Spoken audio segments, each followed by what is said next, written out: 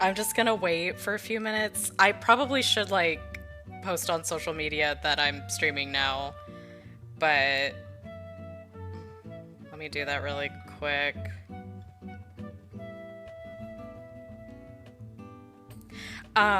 Real quick, like, how's the volume? Oh my gosh, hi! Hi everyone, thank you. I'm glad you liked the Sonadow iceberg video. I was just saying earlier that, like, I'm really nervous. I'm not used to streaming live, but I need to do this because, like, I need to practice. I need to get better at, like, speaking off the cuff, because I'm used to, like, doing scripted stuff. Sorry, I'm, like, doing two things at once. I'm trying to... It's pretty good. Okay, great, great, great, great, great, great. Awesome.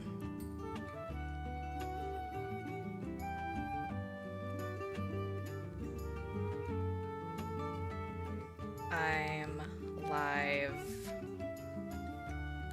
now. Okay. Just posting on the socials. I'm really bad at this.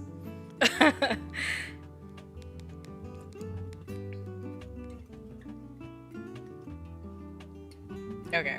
I posted on Blue Sky and Twitter, so that's good enough for me. Here, I'm just gonna put... I'm using my phone to, like, monitor the chat, which I know someone... No, wait, go back. Someone told me that I could probably, like... There's, like, a way to, like, set up, or interface the, like, OBS to show the chat, but I didn't have time to do that, so...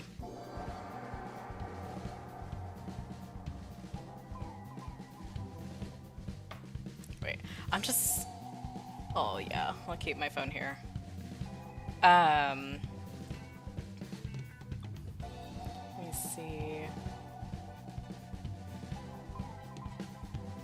I'll just wait like a couple more minutes.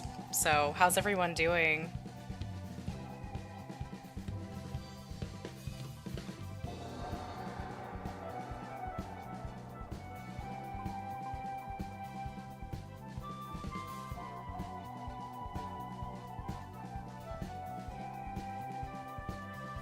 Oh my gosh. There's like 9 people here. I'm also not used to having a lot of people tune in. So yeah, but I have my emotional support plushies with me, so they'll be here to like support me through the good times. I don't know. I'm just really nervous, you guys. I'm not used to like live streaming, but again, we're trying new things. We're going to, I don't know. I'm really awkward, guys. I'm sorry.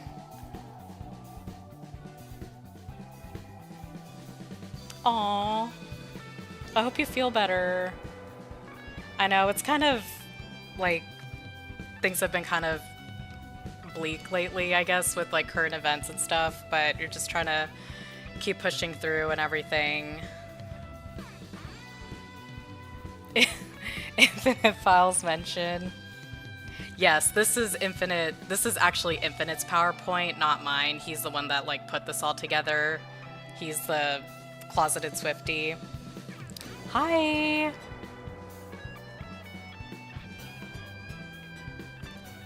Okay. Oh, thank you. Thank you. I did my makeup earlier, and so I wanted to go with like...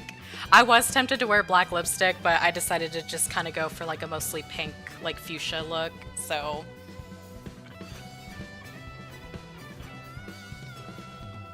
Yeah, exactly. He was working on the PowerPoint. He's also working on another Sonadow PowerPoint that I have in the pipeline, so, you know, we've been like collabing, working together, trying to like get all this Sonadow content out there. So my gosh, 13 people. Sorry, like that's a lot for me. Like I'm usually used to having like 4 or 5 people tune in. So, yeah. Um, but I guess we could just go ahead and get started. So, a little history about this PowerPoint. I I started, well, okay, I guess I should like go back to I guess like maybe like 2018, 2019. That's probably when I was like really getting into Taylor Swift.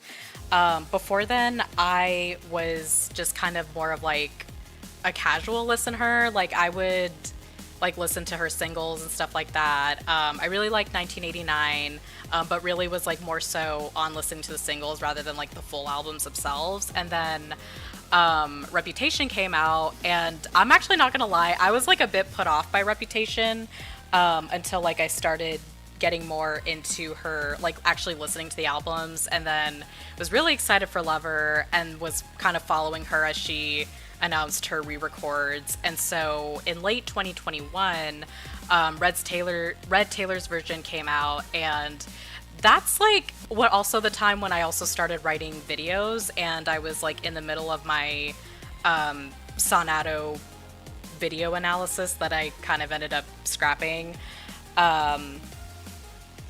Yes, I did hear about the engagement. I'll talk about that briefly. But yeah, I did. All I'm gonna say right now is the timing of everything just seems kind of suspicious, but it's like, okay, whatever. But yeah, where was I going? I basically was listening to a lot of her music as I was like writing like my Sonadow analysis. And one thing about me is that like a lot of music inspires my writing. Like, I don't know. And it's kind of weird because these are like video analyses, and because I know like for a lot of people music inspires like writing fan fiction and things like that, but for me, I like sometimes I'll just like listen to music and then just get video ideas off of it. It's like really weird. I don't know how to describe it. But like I would put a lot of like, I think if you watch like some of my earlier work, like my Sonic Battle video, like I made like quite a few Taylor Swift references, and again, this was like 2021, 2022. So I like started the PowerPoint in 2021, and then kind of left it there. Of course, I went back to include songs from Midnights, which came out in like late 2022. Actually came out around the same time as Sonic Frontiers.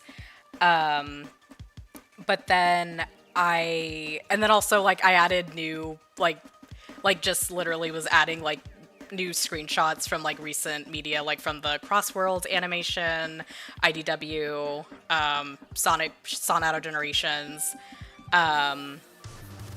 But yeah, I was I originally had this as like I'll like stream this if I get like 50k subs, but then the more I thought about it, I was like, wow, this probably isn't worth it for 50k in my opinion. So, and then also I was doing the Sonadow summer event, and I figured like, hey, this is probably a good time to actually show the PowerPoint that I referenced in the iceberg video. And so now it's finally out in the open. So I did, like I said, I did go back to add songs from Midnights, but I don't have any Tortured Poets music in here, which mainly because I didn't really get any Sonadow vibes from it, and then also, I'm not going to lie, I didn't really vibe with that album. Sorry to any TT PD enthusiasts in here. But yeah, I basically like, there's a total of 50 songs, so we got a lot to go through, and like I think the slides, there's like 140 something slides, so it's gonna be quite the lengthy PowerPoint, but I'm excited. Hold on, let me just make sure. Just catch up on the chat. I also love Sonadow so much. Like, I probably think about them like almost every day. It's actually pretty bad.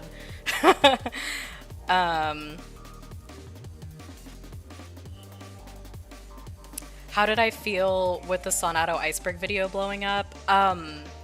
It was actually pretty surreal. It's kind of weird because like I'm used to, for like my videos, I'm pretty used to getting like maybe like in at most like in the 10K range, which is like still a lot. Like 10,000 people watching a video is like a lot. So to kind of see it like blow up, it definitely feels like surreal because it sometimes like I will see people just like bring it up like casually on my feed or something like that, and I don't know, it's weird like knowing that like something you made is just out there and people just openly talk about it, and yeah, I don't really know how to describe the feeling other than it just feels really surreal. Like I never like would have expected it to blow up in the way that it did. I mean, I knew it was going to be a big video, but I just didn't realize like how big it was gonna get. So, oh yes, there will be quite a bit of music to go through. But with that, oh, and then before I'm sorry, I have ADHD, so I'm like all over the place. But there's also going to be artwork in this PowerPoint. We're gonna do another Sonadow Artist Spotlight, so you'll see some pretty awesome Sonadow art from very talented Sonadow artists, and I'm very excited. Oh my gosh, that's crazy. Aw, thank you guys. Okay, so I divided this into like different song categories. So I figured like it would probably be best to like ease the non-Swifties into this. So the first category I have is makes for a funny edit. So really it's just more so on like the, oh haha, this is like it, I guess you could say it's like maybe surface level Sonadow if you want to, but it's just really just there for like the laughs and for the memes and stuff like that. Now the second category is for the hopeless romantics, and this is more so on the side of like people that, these are for the people that like very soft Sonadow, you know, domesticated Sonadow, fluff, you know, lots of fluff. So you're gonna see a lot of like of her romance songs like Lover, Call It What You Want, you know, those types of songs. And then this next one is for the Angsty Gay Melodramatics. So I tend to think like Sonadow, shipping them is kind of like on a spectrum. So like on one side you have like the fluff, the romance, and then on the very other side you have like kind of more on the rivalry, the more of the angst, sad Sonadow core. So these are gonna have like more of like the sad, I don't want to say toxic, but like I guess more of like kind of the more intense side of things. Because to me, like when it comes to Sonadow, I feel like it is as wholesome or as toxic as you want to make it to be. Because like I think about like all their moments throughout the games and like other media, and they have like a lot of wholesome moments together, but then I feel like some of the more angstier moments, or when they're fighting or arguing, I feel like it is, I don't really look at it as toxic. I get why people might feel that way, but I tend to look at it more like just kind of two people in conflict kind of hashing it out. So, and that's just my opinion. Like I said, Sonadow really is like what you make it to be, like depending on how you view their dynamic. So these songs, again, they're very, there are a lot of them are like very Sonadow Coded, which is actually the name of the next category. But just like for me, just a little too extreme. But then this category, Sonadow Coded, that is basically like, to me, this is like Sonadow. Like this is like core Sonadow, describes them to a T. But we go even further than that, and we have, that's a little specific. So, you know, there's some songs that like the lyrics, it's just like, oh, that's a little, it's you know, a little specific to Sonic and Shadow.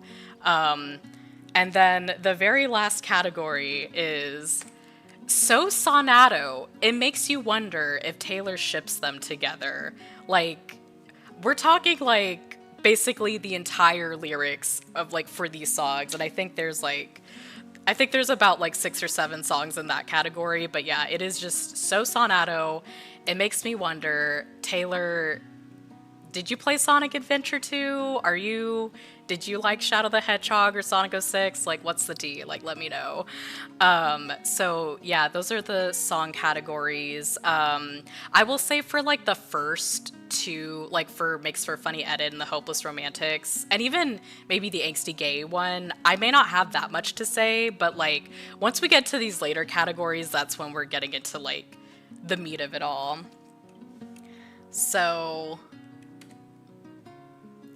I have a disclaimer. I just want to say that, you know, for anyone that's like wondering why this was made, this was just for fun. I put it together. I mean, 2021, I was like 25 or so, 25, 26. I just was like having fun with it and was very much into Taylor Swift and listening to, you know, kind of listening to her lyrics and just attributing it to Sonadow. These are just my views and opinions. You know, life is too short to get upset over something, so, you know, don't be too mad. And if you don't like it, don't watch it.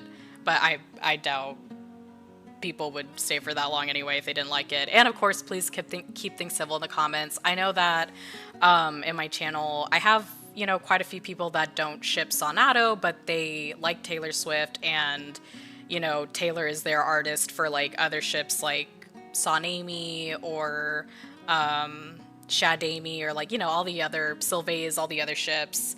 But then you also have like people on the flip side that they ship Sonadow but may not like Taylor Swift, and that is completely valid. And that actually also brings me to my second disclaimer. So this is the reason why I wanted to pre-record this, but I just figured, like, I'll get this out there. But excuse me, while this is a video about Taylor Swift's music, this is not an endorsement of her recent actions. I feel like this is important to say because while I don't talk about politics on my channel, I do like speak out on issues like gay rights and basically kind of like, I live in America, but like basically all that's happening in our country.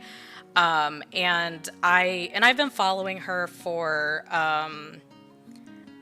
a while now, and I know that like Taylor doesn't have to speak up on politics. No one has to speak up on it, but like for me, if you're going to make an 1.5 hour long documentary about how you are like sad that you didn't speak out during the 2016 elections and that you want to fight for equality and gay rights and, you know, fight racism and all that, I would expect you to like use your platform during the times when it like really matters, like right now. And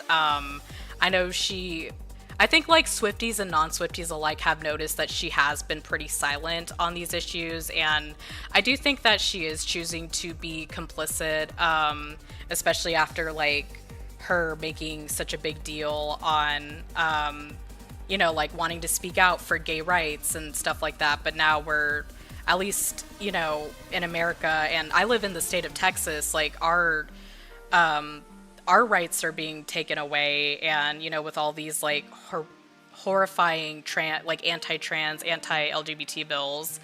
And then the other part too is that, like, you know, by the end of the day, Taylor is a billionaire, and she also has like a insanely grotesquely large carbon footprint.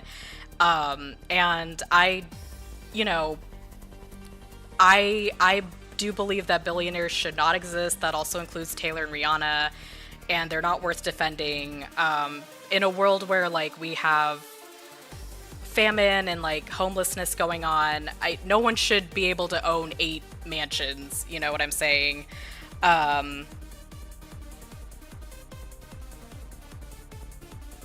Yeah, yeah, absolutely. And so, and I know, like, because I've seen it.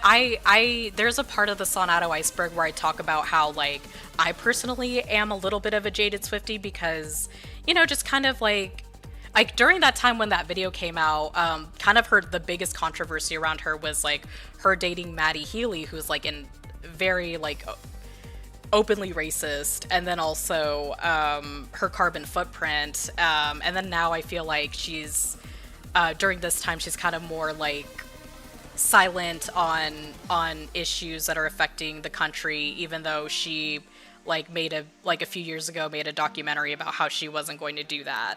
But with that said, like, I have seen a few Swifties like try to defend her, and I just want to say it's a waste of time to defend her in the comments section. Like, I know everything you're gonna say, like, well, she did this, she gave like her, all the truck drivers like big bonuses, and like, she also did make a wish or whatever. And my thing is that like any good deed she does not negate the bad. By the end of the day, she is still a climate terrorist. She, her good deeds should be the bare minimum, and like, she is a highly privileged white woman, and it's not okay. I do not think it's okay for her to turn a blind eye as our country is accelerating towards authoritarianism, and fascism is not to be taken lightly. So I just wanted to say all that because I know there are a lot of people that probably looked at this and thought like, well, that feels weird to like make a video about her when she's also kind of being really complicit and is also a billionaire. So, okay. All right. With all that out of the way, happy Sonadow summer, you guys. I know it's the 1st of September, but I live in Texas, and I mean, for us, it's still summer here, so it still counts. But thank you guys for being here. And I'm sorry, I forgot I had this part in here. I just want to say, yeah, thank you to our totally legit sponsors. Yes, thank you. I wouldn't be here without our totally legit sponsors, but are you ready for it? All right, the first category makes for a funny edit. Let's go. Hold on, my voice just cracked. Let me drink some water. Oh, also, I will try to monitor the chat as best as I can, but yeah. We have a lot of slides to go, so I may not answer every single comment, but thank you guys for being here. All right. So, actually, let me take myself off camera, that way you can see the full thing. But first we have to start with the classic "You Belong With Me." She wears short skirts, I wear t-shirts, she wear high heels, I got sneakers. And then if you could see the one that I cannot read today. If you could see the one that I'm the one who understands you, been here all along, so why can't you see you belong with me? Standing by and waiting at your back door all this time, how could you not know you belong with me? And then, of course, we have CorruptedQuiet, their artwork of Shadow and Amy, and Shadow was singing. She were in Taylor Swift's fearless outfit. She wears high heels. I wear air shoes. She's cheer captain, and I'm Guns Most Wanted. So yeah, I think yes, I disappeared so you could see the artwork. I'll come back. Don't worry. But yeah. It's, I feel like this is just, like, the classic, the typical, like, you would expect this, either, like, an edit with either Amy or Shadow, or Elise or Shadow, but, I will say, I just want to make this clear, we are pro Amy Rose here on this channel. I don't want to see any Sonadow people that hate on Amy, because she is an integral character to the franchise, and for me she was like my first ever favorite Sonic character, and so I love Amy Rose and we support her here. Okay. All right, hold on, wait. I'll come back, I'll come back. Alright, up next we have Picture to Burn, the homophobic version, the You're Gay version. So, to those that don't know, yes, exactly, Amy is the biggest Sonadow supporter. This is from Taylor Swift's debut album, which came out in 2006, and there is a version where she says, "So go ahead and tell your friends that I'm obsessive and crazy. That's fine. I'll tell mine you're gay." The changed version was, "That's fine." I think it was like, I forgot actually. I'm more used to the homophobic version. But yeah, so I just figured this would be from Shadow's point of view. State the obvious, I didn't get my perfect fantasy. I realize you love yourself more than you could ever love me. So go and tell your friends that I'm obsessive and crazy. That's fine. I'll tell mine you're gay. And then, there's no time for tears. I'm just sitting here planning my revenge. There's nothing stopping me from going out with all of your best friends. And if you're gonna come around saying sorry to me, my daddy's gonna show you how sorry you'll be. Sorry, my like inner Texan came out. And oh my gosh, I love this picture. Excuse me, I love this picture right here. Like, this is like, to me, like the family photo. It's so cute. Like, I love that just, there's like Shadow, Black Doom, and then like Shadow's two dads, basically, his sister, and then Sonic, and then Classic looking like Sonic's little brother, and they're just there for the yearly photo shoot. And then of course, and if you're missing me, you better keep it to yourself, because coming back around here would be bad for your health. Yes, indeed. And then next, Mr. Perfectly Fine. Hello, Mr. Perfectly Fine. How's your heart after breaking mine? Mr. Always at the right place at the right time.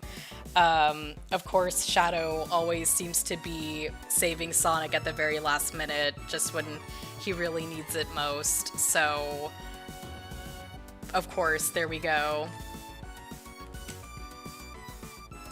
And then the next one is The Way I Loved You. This is from her Fearless album. Mr. Perfectly Fine was also one of her vault tracks from Fearless. And this one, I think this one is very like angsty, over the top Sonadow. So, but I miss screaming and fighting and kissing in the ring. And it's 2 a.m. and I'm cursing your name. You're so in love that you act insane, and that's the way I loved you. Breaking down and coming undone, it's a roller coaster kind of rush, and I never knew I could feel that much, and that's the way I loved you. And of course, Shadow looking all mad.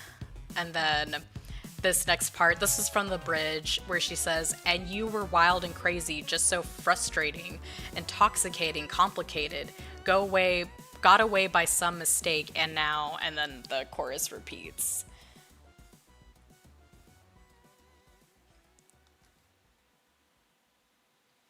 Yes, me too. Oh, hi Peach. I love shipping playlists as well. I mean, honestly, like, I listen to a lot of music and like that like remind me of a certain ship. And so I have my Sonadow playlist, I have a Mephinet playlist. I think those are like the only two playlists I have, but yeah. And then then we have Teardrops on My Guitar. If I can explain this photo right here,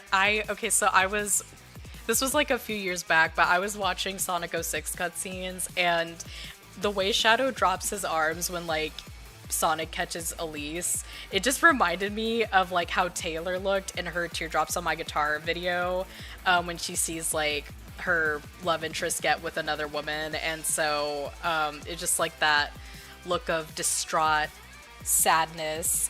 And so this part, he's the reason for the teardrops on my guitar, the only thing that keeps me wishing on a wishing star. He's a song in the car I keep singing, don't know why I do. So I'll drive home alone as I turn off the light. I'll put his picture down and maybe get some sleep tonight. So, you know, very sad, but also like kind of funny. Oh, and then Forever and Always. This to me, Forever and Always, like, this is like the like the epitome of like angsty and like just teenage angst. And so this is from, I think this is from the chorus, but she goes, and I stare at the phone, he still hasn't called, and then you feel so low you can't feel nothing at all. And you flash back to when he said forever and always. Oh, and it rains in your bedroom, everything is wrong. It rains when you're here and it rains when you're gone. Because I was there when you said forever and always. And this is from her Fearless album. And then, oh, hold on, wait, I'm not done here yet. Like I said, I feel like this is just very, like, angsty. But the lyrics are so, like, over the top that I feel like it would make for a really funny edit. But the next one, of course, is Bad Blood.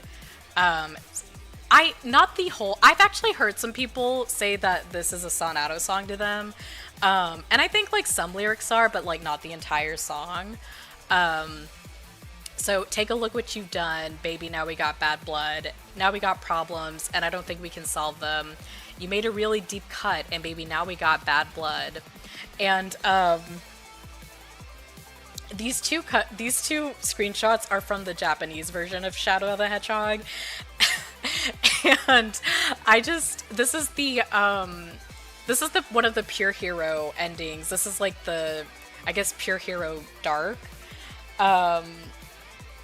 And so what I love about the Japanese version is Shadow is just like, Sonic, I just don't like you. And then Sonic laughs and is like, okay, now that's an easy one to understand. Like, he knows, like, he knows he's a dick, and Shadow is just like, I can't stomach you, and now we have to fight.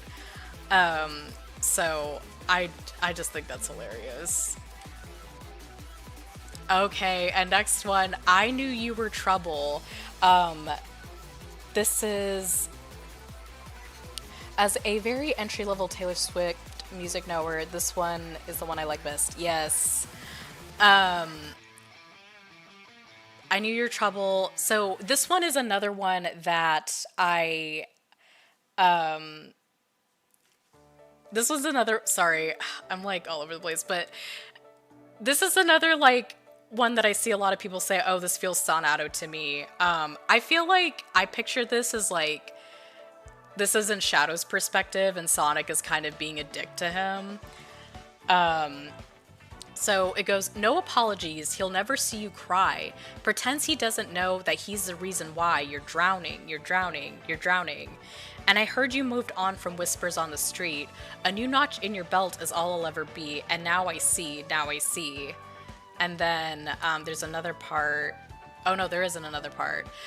This is another like Sonadow, a common song that I see some people cite as their like as a Sonadow song. Sorry, I can't speak today. Oh, I think I actually like posted almost all the lyrics in here, but this is just, to me, this is just like them being in like a toxic relationship, bickering back and forth, like that kind of portrayal. But I remember when we broke up the first time saying, this is it, I've had enough, because like we hadn't seen each other in a month when you said you needed space. What? Then you come around again and say, baby, I miss you and I swear I'm gonna change, trust me. Remember how that lasted for a day? I say, I hate you, we break up, you call me, I love you. And again, I find that this is from Shadow's perspective. In fact, a lot of this, I think, is from Shadow's perspective. And of course, we are never ever getting back together. We are never ever getting back together. You go talk to your friends, talk to my friends, talk to me, but we are never ever ever getting back together. Like, ever. So, I love, this is from issue 6, but I love like how Shadow just like karate chops Sonic into a tree, and Sonic's like, oh my god.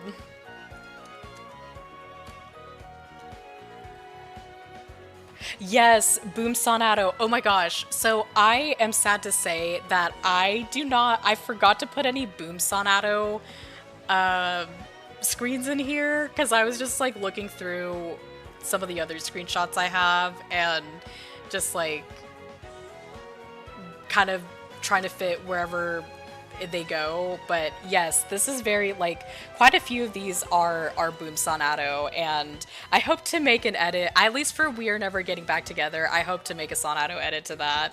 There's actually a lot of Taylor Swift songs that I want to make a Sonadow edit to, but I just haven't had the chance to do it. Actually, lately, lately I've been making like a lot of Mephinit edits, and I just like I can't stop. Like I have a problem.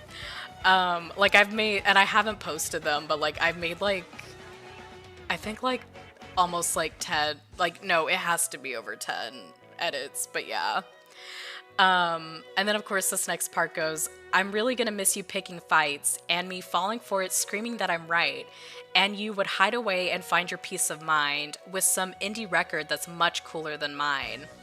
You called me up again tonight, but this time I'm telling you. And then, you know, more back and forth, more of that angst, more of that Boom Sonadow. I know, I'm so sorry. I just, like, completely forgot to add boob screenshots. Oh, yeah, this was edited. I, like, kind of merged the two screens together to make it look like he's in Shadow's face, but no, sadly, this is an edited screenshot. Alright, up next. Exile. Now, this is from Taylor's, oh my gosh, I'm like blanking today. I was about to call it Woodvale, but this is from her, Folklore. Oh my god, like, I'm sorry y'all, I'm like blanking. I was like the way I was about to like say Evermore, but no, this is from Folklore.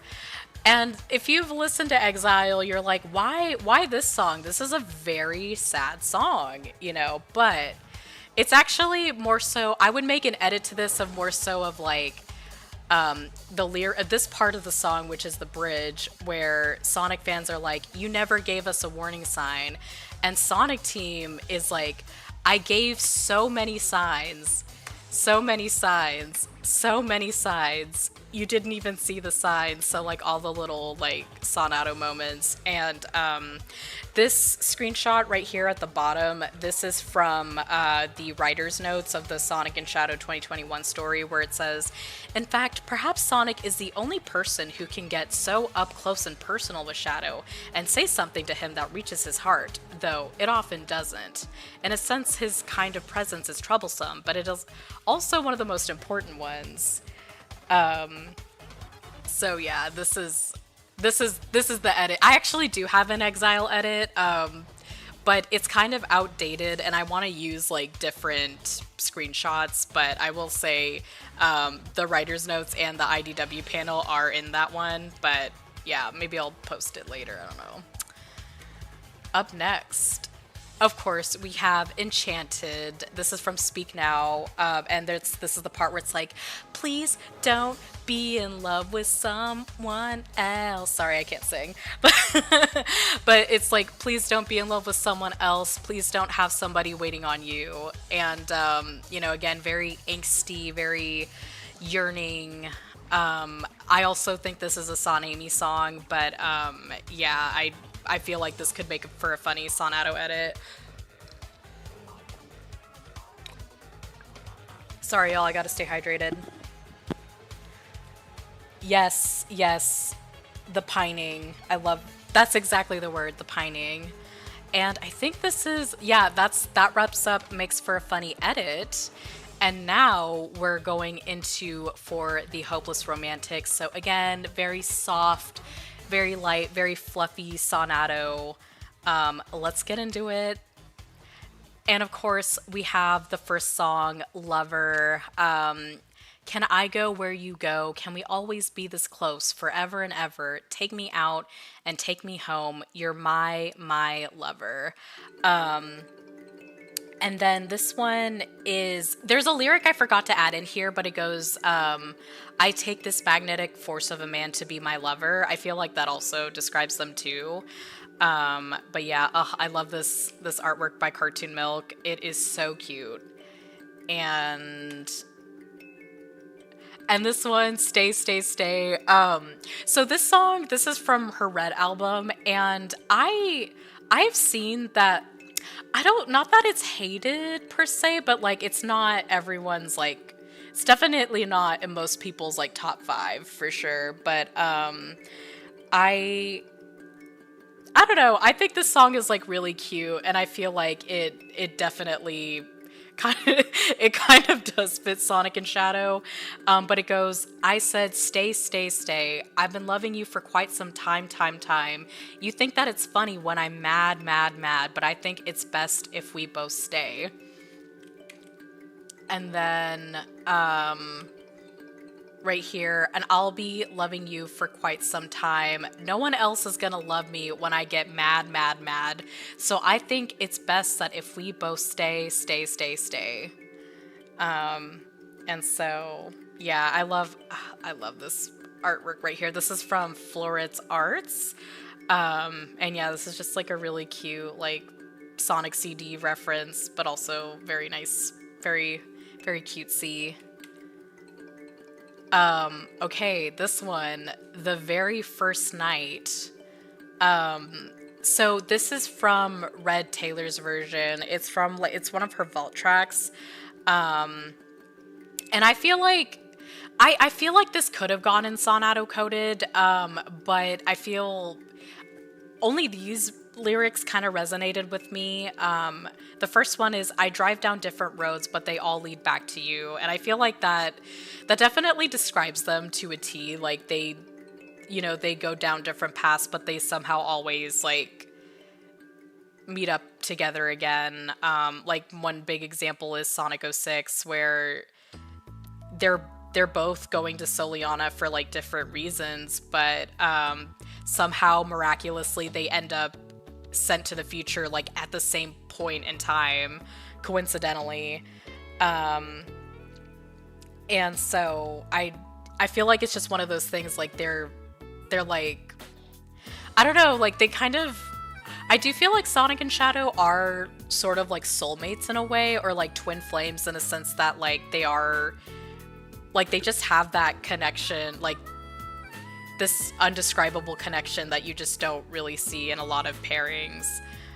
Which, you know, soulmates, it doesn't have to be romantic. Though, I guess in our case it is romantic, but yeah, they just have that magnetic connection.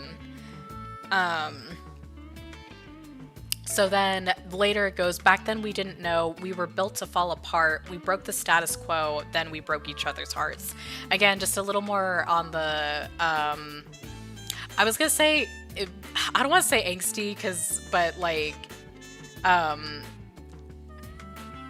it's just a little more like, I do feel like they break the status quo in their own way, and I guess this could also go in the angsty category, but I don't know, the song's kind of like light and fluffy.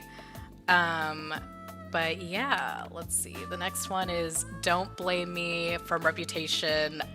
I actually, a few days ago, I posted an edit, not really an edit, but like that moment where like Sonic is diving down to like catch Shadow and like bring him back up. There's a part of the song, that just like fits perfectly with it. Like, it just syncs absolutely perfectly. And so it goes, don't blame me. Your love made me crazy. If it doesn't, you ain't doing it right. Oh Lord, save me. My drug is my baby. I'd be using for the rest of my life. And then for you, I would cross the line. I would waste my time. I would lose my mind. They say she's gone too far this time. So yeah, if you guys don't know, the edit that I'm talking about, I posted it a few days ago, but like, it's kind of crazy at like how perfectly synced it is. And then next we have another Reputation song, Gorgeous. You're so gorgeous, I can't say anything to your face, and I'm so furious at you for making me feel this way. And then the bridge goes, you make me so happy, it turns back to sad. There's nothing I hate more than what I can't have. You are so gorgeous, it makes me so mad. You make me so happy, it turns back to sad. There's nothing I hate more than what I can't have. Guess I'll just stumble on home to my cats. And of course, in the Twitter takeovers, Shadow said that I think like he fosters cats or something like that, or he loves cats. So I thought this was like pretty fitting for them. Okay, next we have Paper Rings.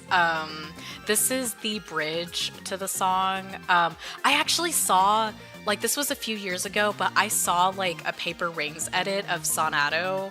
And I thought it was like the cutest thing. Because originally I didn't have Paper Rings as a Sonadow song, but when I saw that edit, I was like, okay, I have to add it in here. If you know what I'm talking about, let me know. But it goes, I want to drive away with you. I want your complications too.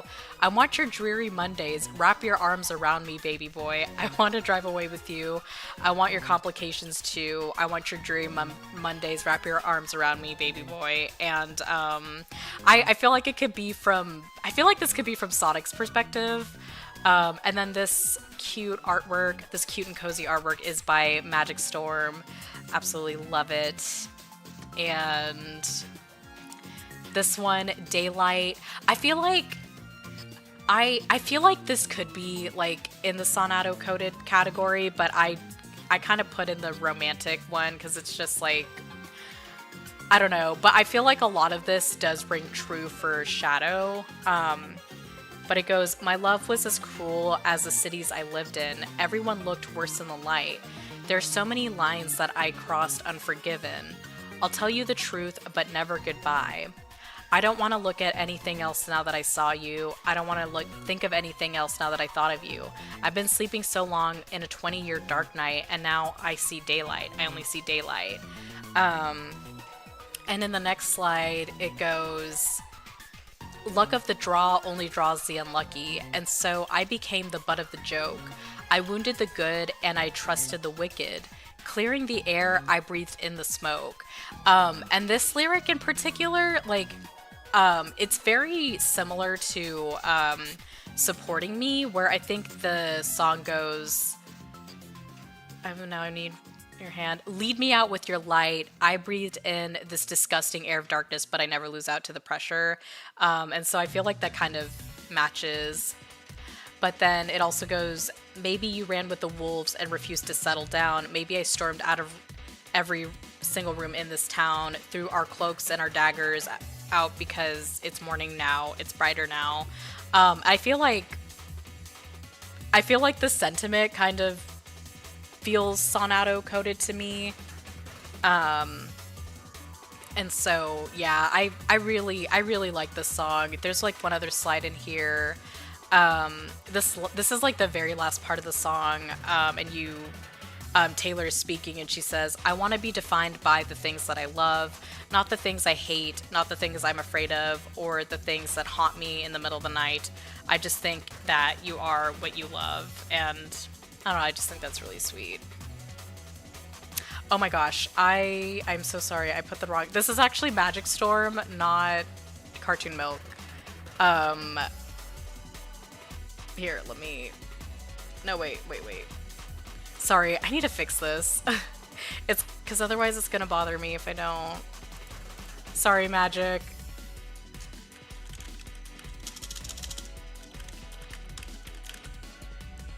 Okay. I'll edit this in post.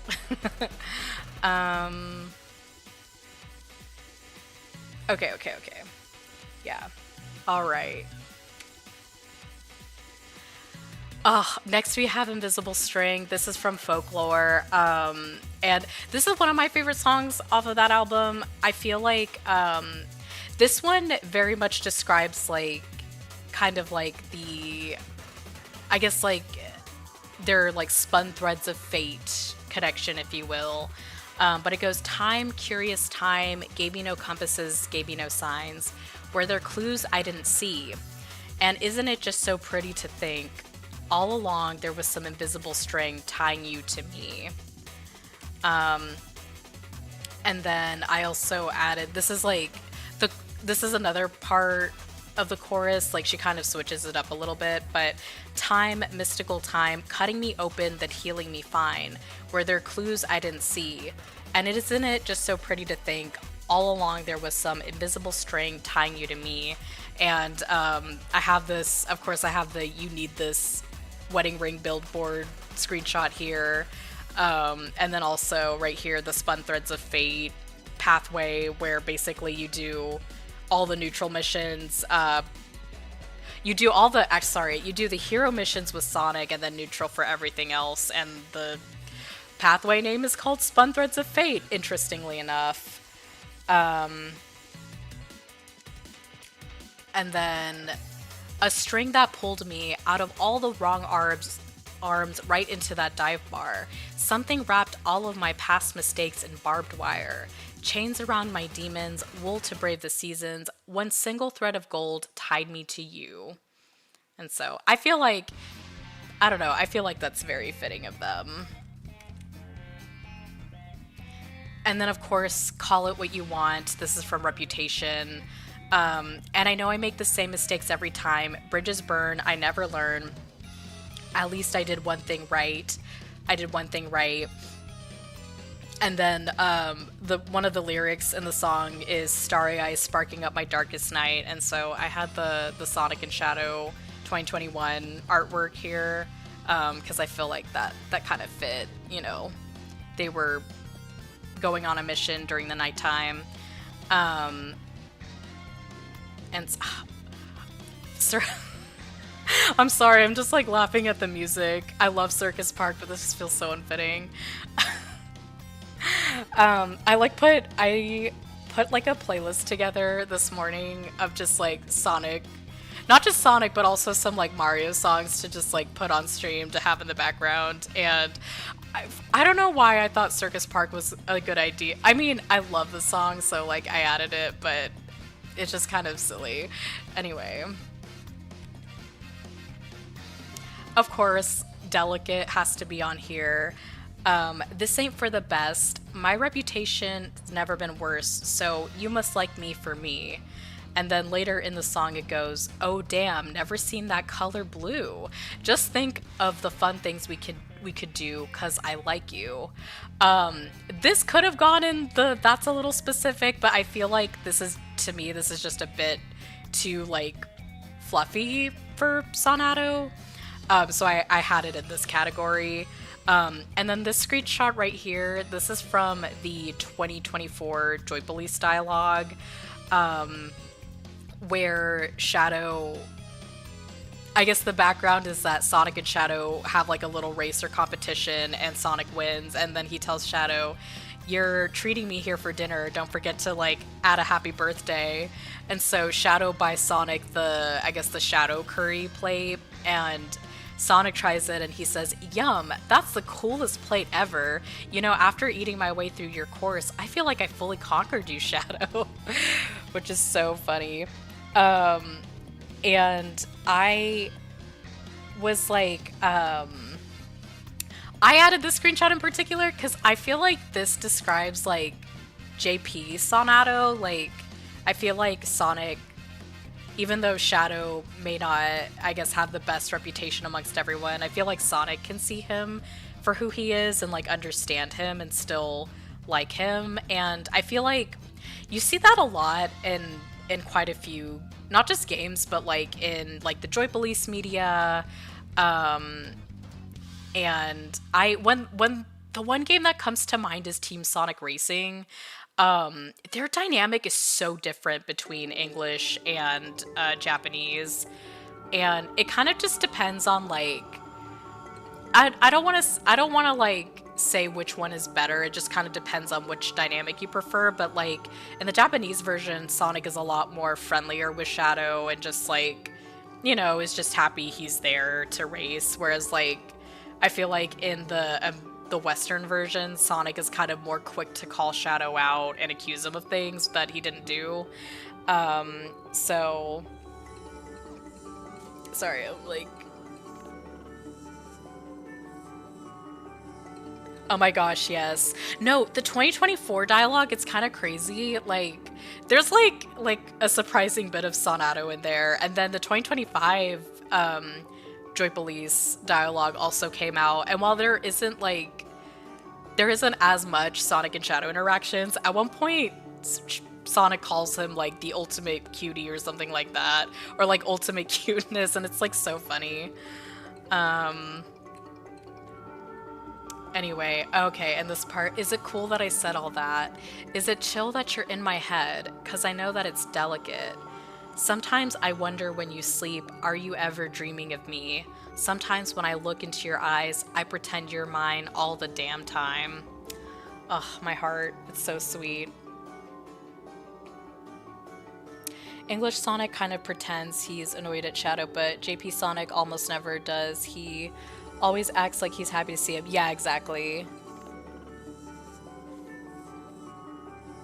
Yeah, that's the right word. Sonic's like just a little more antagonistic towards Shadow, but like it's just kind of like depends on what dynamic you prefer. And so some people like prefer the Western. Oh my gosh, there's like 20 people in here.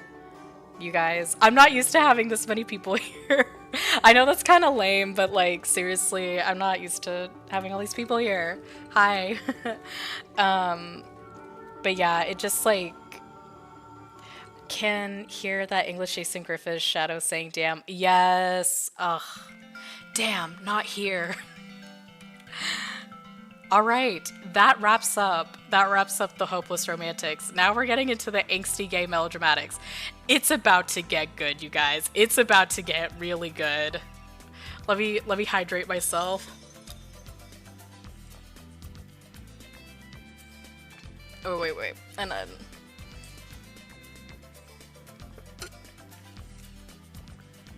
I got coffee this morning. Just 20 people on a Monday talking about Sonadow songs. Yes, exactly. Okay, I'm excited. Story of Us. Oh, wait. You guys need to see the full thing. Let me just take myself off camera real quick. Like, I love this artwork right here. Okay, Story of Us. This is from her Speak Now album, and it's like about, you know, I guess her ex, like they're not in speaking terms, but she sees him in like the same spot. And sorry, I'm like adjusting my necklace. They're in like the same room, but they're not talking, and just all these thoughts are going on in your head. And yes, love all the angst. Oh my gosh, Nene, I'm so happy. I know. It's just so funny, and Sonic's like, hey, let's like talk this out, Shadow. We don't need to get into the violence. But yeah. Oh, a simple complication. Miscommunications lead to fallout. So many things that I wish you knew. So many walls up I can't break through. And here, I'll put myself back on camera. Alright. I tell you I'd miss you, but I don't know how. I've never heard silence quite this loud. Now I'm standing alone in a crowded room and we're not speaking. And I'm dying to know, is it killing you like it's killing me? Yeah. I don't know what to say since the twist of fate when it all broke down. And the story of us looks a lot like a tragedy now. Ooh, so sad. Very boom Sonadow, I feel like. Especially like in the first game, Rise of Lyric, I think that's the one where like Shadow just comes in out of nowhere and Sonic's like, we're too busy saving the world, Shadow, and then Shadow's being antagonistic towards him. But oh my gosh, speaking of Sonic Boom, did you know that in the Japanese version, so on the 3DS version, like he's brain like hypnotized with like some kind of device, but like in the Japanese version of Rise of Lyric, like the Wii U version, they had it to where Shadow was also brainwashed, and like the dialogue is like so intense. He's just like, I forgot, Nene, do you have the dialogue? Because I'm trying to remember what he says, but he was just like, Sonic, you're scum, death to you, or something like that, or like death to all life. I'm serving lyric. It's just like something crazy like that. And like his voice is like more robotic. So like they make it really clear that like Shadow is brainwashed in the Japanese version, but like in the American or Western version, he's like just being an asshole. But yeah, it's really funny. And then also right here, Sonic 06. So one thing I find interesting, and I don't see a lot of people talking about this, is that like I feel like Sonic acts very different in Sonic 06 in comparison to like Shadow 05. In Shadow 05, he's like very supportive, very enthusiastic of Shadow, and at least in the missions where you team up with him. And he said something like, "I'm gonna bring you to hell." Yeah, exactly. He said something like that. Sorry guys, I'm getting distracted. Okay, sorry, back to Sonic 06. But in Sonic 06, he acts like more aloof towards Shadow, and it's really interesting because like in this cutscene and the cutscene before, like they don't really make eye contact with each other until Shadow suggests that like they need to work together. And so it's just very interesting to see like how different Sonic is in 06. And I know this game was like supposed to be a reboot, and then also with Shadow 05, I think it's like hinted that this is from Shadow's point of view, so like Sonic is a lot more, I guess, like more enthusiastic. But yeah, it's just kind of it's interesting. And that's all I gotta say. Let's move on. Blank Space. Okay, so this song, this might, like, to those that like maybe don't listen to Taylor's music at face value, this might be like, may not seem kind of angsty, but it basically, Blank Space is like this character that I guess Taylor made up based on like the media, like how the media was painting her to be. But basically it goes, so it's gonna be forever or it's gonna go down in flames. You can tell me when it's over, if the high was worth the pain. And then I didn't post the whole chorus here, but later in the chorus it goes, cause we're young and we're reckless. We'll take this way too far, it'll leave you breathless or with a nasty scar. Cause you know I love the players and you love the game. And then of course, darling, I'm a nightmare dressed like a daydream. So I've also seen this in like a lot of Sonadow fans' playlists, but I feel like to me this is more on like the angsty side of things. And yes, this is very cute. This is, I think is this panty stocking? Like, or I don't know much about it, but I think that's a reference to that. But it's very cute. I love seeing Sonic and Shadow in dresses. Like, they look so good. I think it's just because like they have like, they're skinny and they have the body for it, but they like, both of them can pull off a dress like really well. I'm just saying. All right, All Too Well, the 10-minute version. So I have jokingly said that Sonic is Shadow's All Too Well, but there's not a lot of lyrics in here that I feel like a lot of lyrics, it's just a little too angsty, you know, or like too like the extreme side. And so this one is the one. This is specifically from the 10-minute version, and it goes, and here we are again when nobody had to know. You kept me like a secret, but I kept you like an oath. And I kind of think this is from Shadow's perspective. The only reason I have this in like the angsty section is because realistically, I don't think I don't think either of the two would keep each other as a secret. Like, they may not be out there with like the romance or the feelings, but I don't think they'd go out of their way to hide it. So that's why I have it in here. Yes, no, seriously, Sonic and Shadow need to be like, I need to see more fan art of Sonic and Shadow in dresses because they look so fucking good. Now this is All Too Well. This was also in the old version, but these two lyrics I feel like describe Shadow's journey from like Sonic Adventure 2 all the way up until Shadow the Hedgehog, or even Sonic Battle. But it goes, I forget about you long enough to forget why I needed to, which is like, that's a really good lyric. And then time won't fly. It's like I'm paralyzed by it. I like to be my old self again, but I'm still trying to find it. So, I don't know. I feel like that's very, very Shadow. Yes. A lot of this is, I will say, like, even though I am, like, openly, like, a jaded Swiftie, a lot of her, I do enjoy a lot of her music, like, her old music.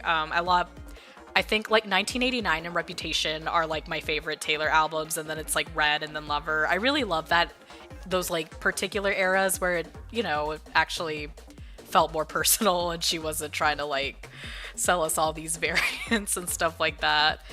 Anyway. Ugh, okay, Death by a Thousand Cuts. I had on TikTok, I post like, I don't do it as much anymore, but like, I have posted a lot of like, not a lot, but like I have posted a few Sonadow Swiftie edits, this being one of them. And this is an edit that I posted on the channel like a few days ago, but it goes, my heart, my hips, my body, my love, trying to find a part of me that you didn't touch. Gave up on me like I was a bad drug. Now I'm searching for signs in a haunted club. Our songs, our films, united we stand. Our country, guess it was a lawless land. Quiet my fears with the touch of your hand. Paper cut stings from our paper-thin plans. My time, my wine, my spirit, my trust. Trying to find a part of me you didn't take up. Gave you too much, but it wasn't enough. But I'll be alright, it's just 1,000 cuts. Like, goddamn. I love Death by a Thousand Cuts. It's like one of my favorite songs from the Lover album. And then one of my favorite things about the song is that it ties directly to Lover, where the Lover, the chorus goes, you're my lover. And then in this song, Death by a Thousand Cuts, you'll hear my, like kind of connecting the two. And so, Lover is like low-key a sad album, and oh my god, the song change.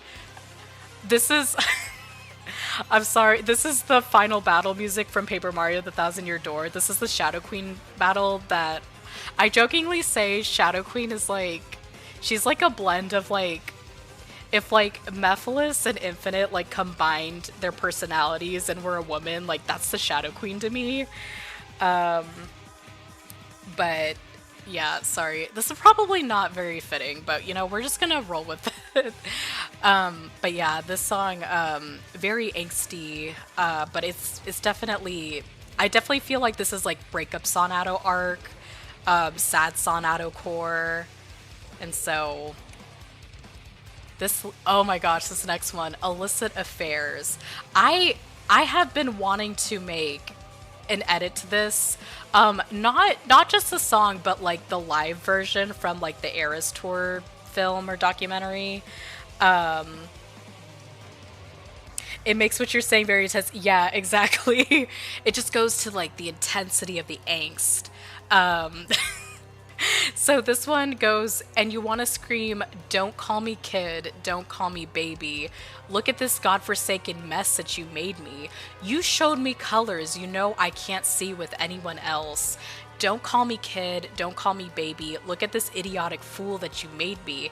You taught me a secret language that I can't speak with anyone else. And you know damn well, for you, I would ruin myself a million little times. Like, damn. And so the lyrics that really speak to me in particular is, you showed me colors you know I can't see with anyone else, and then you taught me a secret language I can't speak with anyone else. Those two, like, I feel like it is very Sonic and Shadow, especially when you go back to the writer's notes where it describes like Sonic being the only person that can get that up close and personal to Shadow and reach his heart, even though it doesn't happen that much. But it's like they really do have like their own coded language or secret language, and Yeah, very, very angsty. I hope to make a Sonadow edit to this song soon. Oh, okay. Sad, beautiful, tragic. So this is like my favorite Taylor Swift song. And actually, these next two songs, this one and the next one, it was very close to going into Sonadow Coded. But I just feel like it's just a little too on the angsty side that I just kept it in this category. But Sad, Beautiful, Tragic is from her Red album, and it's my absolute favorite off of that album, and I want to say it's like my favorite Taylor song ever. It's a tie between this and Style. But yeah, this song, if there's any song, like if you don't really listen to Taylor Swift, I highly recommend this song. It's a very wistful song, very, like, definitely, like, pining, yearning, like, post-breakup type of song, and it's very underrated. It would fit pretty well with Folklore or Evermore. But anyway, the lyrics here go, words, how little they mean when you're a little too late. And then the chorus is, we had a beautiful magic love there. What a sad, beautiful, tragic love affair. And so I have these two screenshots. This is from the Pure Dark run through of Shadow the Hedgehog, and this is where Shadow basically fucks everything up and sides with Black Doom. But Sonic tells him, Shadow, I can't let you go, not like this. In the Japanese version, I think he says, Shadow, I'm no longer gonna let you do as you please. And then Shadow is like, Sonic, if you try to stop me, I'll destroy you too. Or in the Japanese version, he says, I think he says, if you side with the humans, I'll show you no mercy. And so I feel like, oh my gosh, this music is so dramatic. I love Paper Mario TTYD. If you haven't played the remake, I highly recommend it. It's really good. I feel like a lot of Sonic fans would like the Paper Mario series. Like, they would like TTYD and Super Paper Mario, and also Origami King. And this song is also from TTYD. This is the X-Naut Fortress, I think. Yeah. This is the remake. I don't know which subsection, though, but I love the soundtrack. And what was I gonna say? I lost my train of thought. Anyway, back to the song. Words, how little they mean when you're a little too late. I feel like that applies to this situation right here, and I feel like I think it's clear that, like, if Sonic had gotten closer to Shadow or, like, was with Shadow, and you see this throughout the game, like, basically, like, Shadow, whoever he kind of sides with, it determines kind of the trajectory of, his overall well-being and like kind of how his mind is shaped, because I think as like the writers have described him with like having a dangerous purity, and so that purity is like affected depending on who he surrounds himself with. And when he's around like Sonic and friends, he's definitely more, not only is he like more himself, but you could also see that he's actually happier. Like, interestingly, in the Pure Hero endings, like, those are the endings that he is the happiest in, whereas like in the others, he's not. He's either like completely brainwashed or just like really sad, just very distraught. So I feel like if Sonic could have gotten in there sooner, I think it's proven basically if Sonic was there sooner, he wouldn't have gone down this path. But this next part, this is the second verse. In dreams, I meet you in warm conversation. We both wake in lonely beds, different cities, and time is taking its sweet time erasing you. And you've got your demons, and darling, they all look like me. And I like, what I was thinking at the time was like, oh, it's kind of interesting that like all of Sonic's like supposed demons, like they all kind of end up looking like Shadow. Like you have that Phantom Ruby clone. Of course, you have Mephiles, and then this is from IDW. This is like the Zombot arc. But yeah, this one, I definitely see this as like a breakup Sonadow, divorce Sonadow era type of thing, and Shadow is like trying to get over Sonic. Okay, this one, okay, so I've actually made a Sonadow edit to this song for like for the bridge, and it goes: distance, timing, breakdown, fighting, silence, the train runs off its tracks, kiss me, try to fix it, could you just try to listen? Oh my gosh, this song is not... Why is it playing? I put it on shuffle and now it's like playing all these TTYD songs. Hold on, I need to change it. We need something more relaxing. Okay, I'll take it. No, go back. No, wait. Okay. Okay. Alright. Okay. Where was I? Kiss me, try to fix it. Could you just try to listen?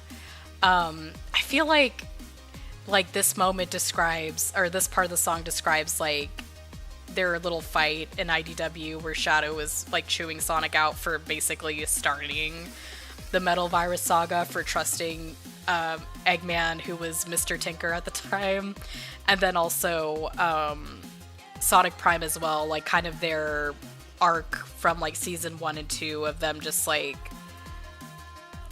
trying to work together, but like Sonic is just too like brash and moves forward without really thinking, and Shadow wants him to like take a step back and like actually listen to him, or you know, try.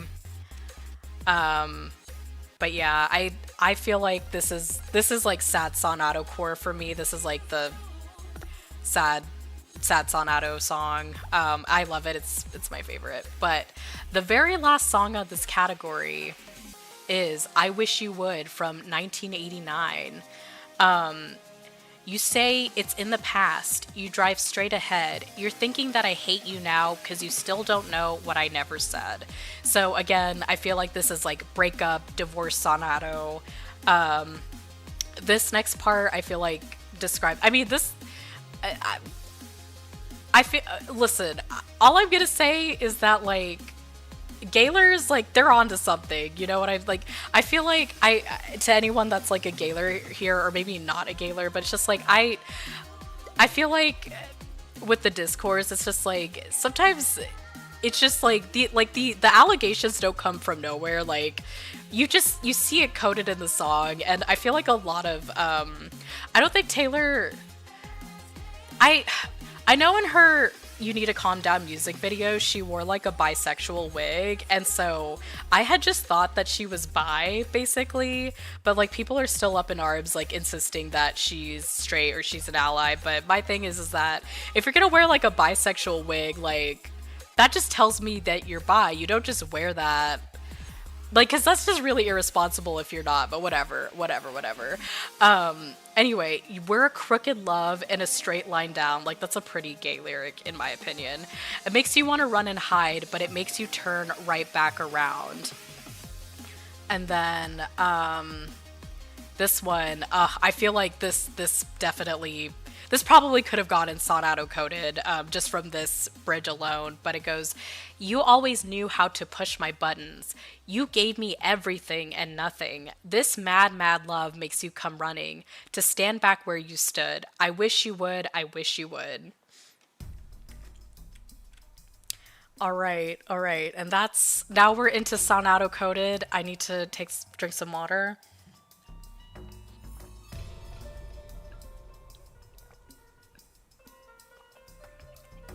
Oh, I love this track. This is from Sonic 06. This is like one of the Dusty Desert. This is like the interior of Dusty Desert.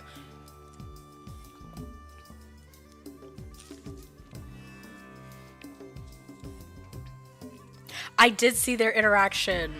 I was so happy when I saw it because I was like, oh my gosh, a spillover, like we got our crumbs. Yes. It made me very happy. Okay. Hold on, wait. I'm losing my voice. All right, all right. Are we ready? Are we ready? Let's get into it. First we have State of Grace. And I never saw you coming, and I'll never be the same. You come around, the armor falls, pierce the room like a cannonball. Now all we know is don't let go. We are alone, just you and me. I feel like this actually would be is fitting for Lansani.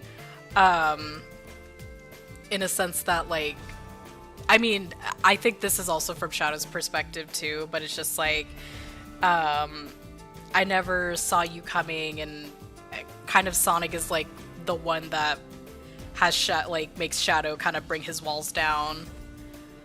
And then this part, so you were never a saint, and I loved in shades of wrong. We learned to live with the pain, mosaic broken hearts, but this love is brave and wild.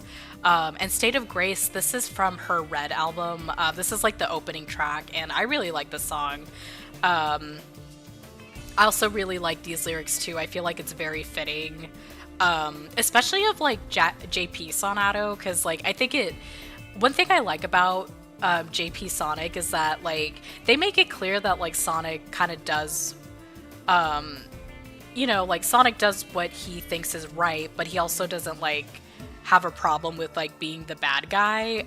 That's a line that he actually says in Sonic, the Japanese version of Sonic and the Black Knight, where he's like, Merlina was telling him like, if you do this, you're going to be like painted as like the worst knight, slayer of kings, and Sonic's like, that's all right, I don't have a problem being the bad guy sometimes. So I think these lyrics kind of really fit that. And then this is a state of grace. This is a worthwhile I got these lyrics off of Genius, so I would like to think they're right. But anyway, this is a worthwhile fight. Love is a ruthless game, unless you play it good and right. These are the hands of fate. You're my Achilles heel. This is the golden age of something good and right and real. And I love this artwork. This is from Sugarcunty. Love the name too. I love that. Just like Sonic just jumping on Shadow, and Shadow's like, what's happening here? It's so cute. Okay, and next we have New Romantics. I love, love, love this song. This is one of my favorites from 1989. Which, oh my gosh, I was so distraught with Taylor's version. Like, I don't know what happened there, but like the production was not there. So I was happy to hear that she bought back her old... Not that it would have stopped me from streaming her old stuff, because like she is a billionaire, but like... Yeah, I definitely listen to the OG New Romantics a lot. But anyway, 'cause baby, I could build a castle out of all the bricks they threw at me. And every day is like a battle, but every night with us is like a dream. I feel like this very much fits Shadow. I think like, not just through the games, but like his character, how he's treated online, like... I feel like a lot of people are very hard on Shadow's character especially in the 2010s, when I, like, looking back, it's clear that he was, like, during the Shadow the Hedgehog arc, and even Sonic 06, like, he's just kind of going through, he was just going through a lot of, like, mental health struggles and trying to find himself. But yeah, the bottom art, this is actually Sonic Channel's art. This was from last year, December of last year. I think people voted who they wanted to see with Shadow, and I think it was actually crazy because Maria, Professor Gerald, and Black Doom were also voting options, and then Sonic ended up winning. But like Sonic and Maria were like, I think they were tied. Or got pretty close. But yeah, I love this artwork. I thought it was really cool. And then every day is like a battle, but every night with us is like a dream. I feel like that kind of describes what it would feel like to be with like Sonic and friends, But anyway, baby, we're the new romantics. The best people in life are free. I feel like that is something that Sonic would subscribe to. That feels like a Sonic thing to me. And then this next verse is also, I feel like, from Sonic's perspective. Or it could also be from Shadow's perspective too. But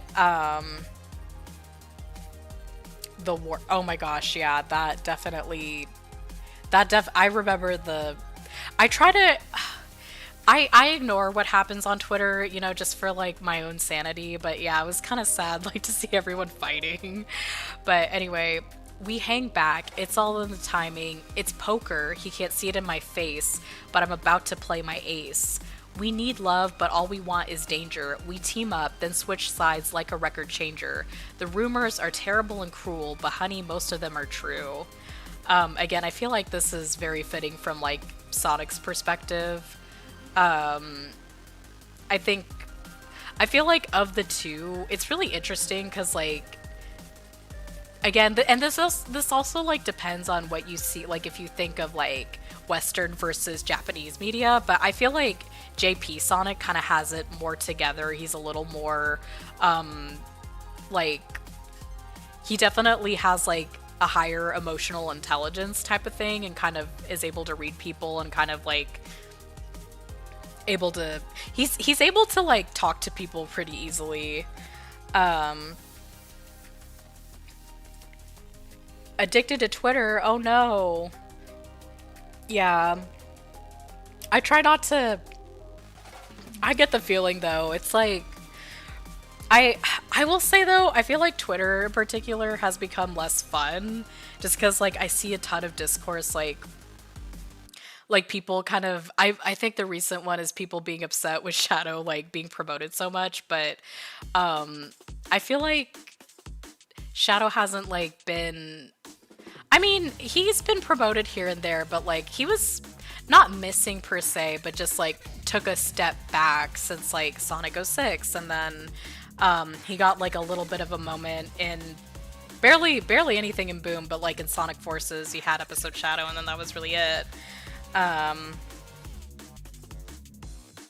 Yeah, but I'm just like, I try to avoid Twitter discourse because it is kind of frustrating to read, but you know, for me in my case, it's just like, I'll just scroll past it. It doesn't matter. Nothing matters. The next one, oh, okay, I almost do. I feel like this is a good, like, this is a good breakup Sonadow song. I feel like this suits them pretty well. It's not too extreme. It's just very like, it's very tame in comparison to like the other songs I've showed. But I also think this is from Shadow's perspective too, of course. I bet you're sitting in your chair by the window, looking out at the city, and I bet sometimes you wonder about me. And I just want to tell you, it takes everything in me not to call you, and I wish I could run to you, and I hope you know that every time I don't, I almost do, and then this is from the June, I think, yeah, the June 2025 Sonic channel art of just Sonic at a laundromat, just kind of like not looking too happy that it's raining, but I love that artwork so much. And then this is from the second verse. I bet you think I either moved on or hate you, cause each time you reach out, there's no reply. I bet it never ever occurred to you that every time I say hello to you and risk another goodbye.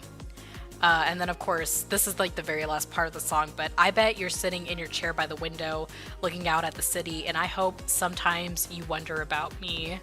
And so, yeah, very, very sad, like, breakup Sonadow, but I feel like this one really suits them well. Okay, Out of the Woods. This is another favorite of mine. This is from 1989. Actually, like, a lot of Taylor's 1989 music is, like, in my top 10. I feel like this very much describes them, but the rest of the world was black and white, but we were in screaming color. And I remember thinking, are we out of the woods yet? Are we out of the woods? Are we in the clear yet? Are we in the clear yet? Good. And then it goes, we were built to fall apart, then fall back together. Oh my gosh. This music, why did I add this? This is Dimentio's battle theme from Super Paper Mario. I love Dimentio. He's like my video game crush. But I'm sorry, I need to change this because this is just not fitting. Okay. Okay. Okay, that's better. Wait, go back. All right. Okay, let me start over. So this one, we were built to fall apart, then fall back together. And then I love this lyric right here, two paper airplanes flying. I feel like that it's just got the vibe, you know? And then this is from the bridge. Remember when we couldn't take the heat? I walked out, I said, I'm setting you free, but the monsters turned out to be just trees. When the sun came up, you were looking at me. Oh my gosh, yes. Oh, did your spouse play Super Paper Mario? I love Dementio. He's like, I like him a little too much, honestly. But yeah, I mean, okay, I've seen people like compare Dementio and Mephiles together, and I see it, but Dementio's like, he'll always be my number one. And then I also really love this art by Sugarcunty, just like, again, it just goes with the black and white, but then being in screaming color, just kind of them. I like the little hint of blue, and they're just like chilling. But yeah, I really like Out of the Woods. I feel like it definitely is that kind of song of like when you're like really anxious in a relationship and you're trying to figure things out. But like the lyrics, like we were built to fall apart, then come back together, and then two paper airplanes flying. I feel like that really describes the Sonadow dynamic. And then of course Style. Style is definitely my favorite off of Taylor Swift's 1989 album. And like I said earlier, like my favorite song, it's between like, it's like tied between Style and Sad Beautiful Tragic. But this one is Long Drive, could end in burning flames or paradise. Fade into view. It's been a while since I have even heard from you. And then later in the song it goes, I should just tell you to leave because I know exactly where it leads, but I watch us go round and round each time. And I feel like they kind of have that dynamic where they're like, they interact with each other, they collab, and then they kind of part ways, and then they are back in each other's orbit again. And you know, it's the binary Sonadow black hole theory all over again. And then the next verse, and when we go crashing down, we come back every time because we never go out of style. We never go out of style. Of course, like I feel like this is the ship that, you know, like it never goes out of style. It's timeless. And then of course later, I don't know if this fits in particular, but I added it anyway. I say, I heard that you've been out and about with some other girl. And then he says, what you heard is true, but I can't stop thinking about you and I said I've been here too a few times.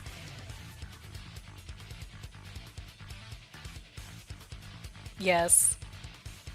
Let me know, because I've seen people compare the two, Mephiles and Dementio.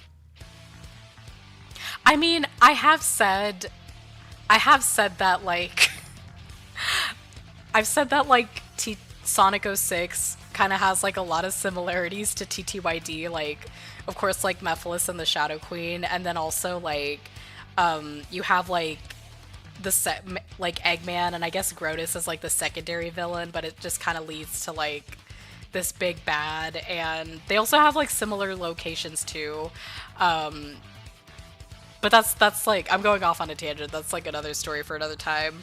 But next we have Endgame, and I feel like this section in particular really describes them.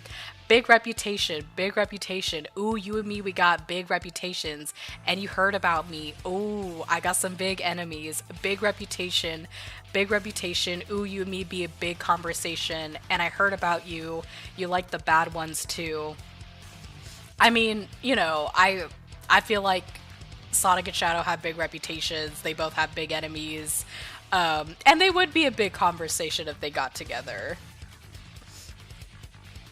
And then this is from the second verse. Oh, you can't even see the art. Let me just wait. Sorry, guys.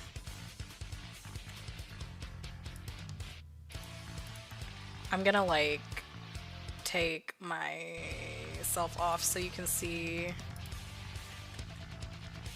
this was the top right. This is the original sketch of the Sonic and Shadow 2021 artwork, and the way they described it on Twitter, or like how Sonic Channel described it, is that they had a little bit of a cute vibe to them. So okay, the truth is, it's easier to ignore it, believe me. Even when we'd argue, we'd not do it for long, and you understand the good and bad end up in the song. For all your beautiful traits and the way you do it with ease, for all my flaws, paranoia, and insecurities, I've made mistakes and made some choices that's hard to deny. And I feel like this would be from Shadow's perspective. Because I also feel like this is very true, at least for like the Japanese portrayals, is that like, yes, they get into arguments, they get into fights, but like they don't do it for long. Like they inevitably like team up together and are able to sort things out.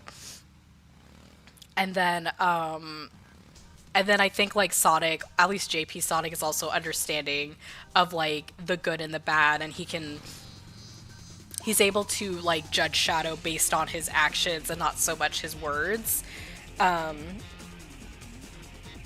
Because I think like, why is Shadow showing Sonic is, oh my gosh. Yeah, true. What was I saying? Oh my god. Yeah, this one, I feel like Sonic is able to just like read Shadow and see that even though Shadow puts up a front, he's like, he sees like Shadow's actions and he sees like he's at least trying. Anyway, let me put myself back on. Okay.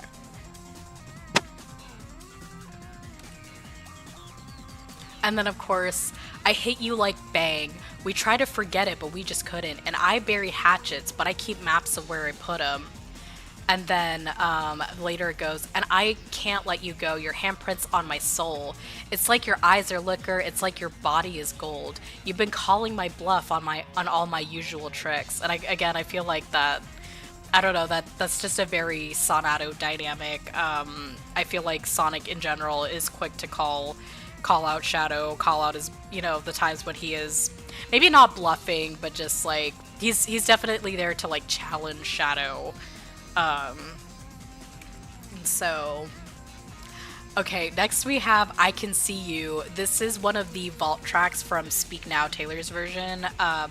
But I think this is I see this as like lesbian Sonadow, Yuri Sonadow, which I love lesbian Sonadow. Like, okay, so I don't really talk about this as much, but like I've always wanted to like make a video game, and like I have it in my head, but like I've always wanted to make like the lesbian version of Sonadow.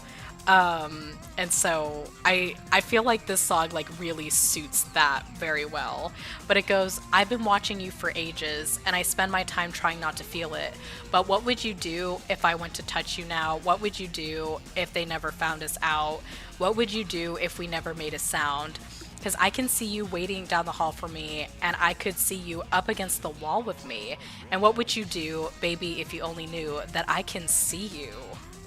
I can see you. Yes, lesbian Sonadow. You guys, I highly, any artists here, y'all should draw more lesbian Sonadow. I'm just saying. Okay. And when you do, like, please tag me, because I love seeing it.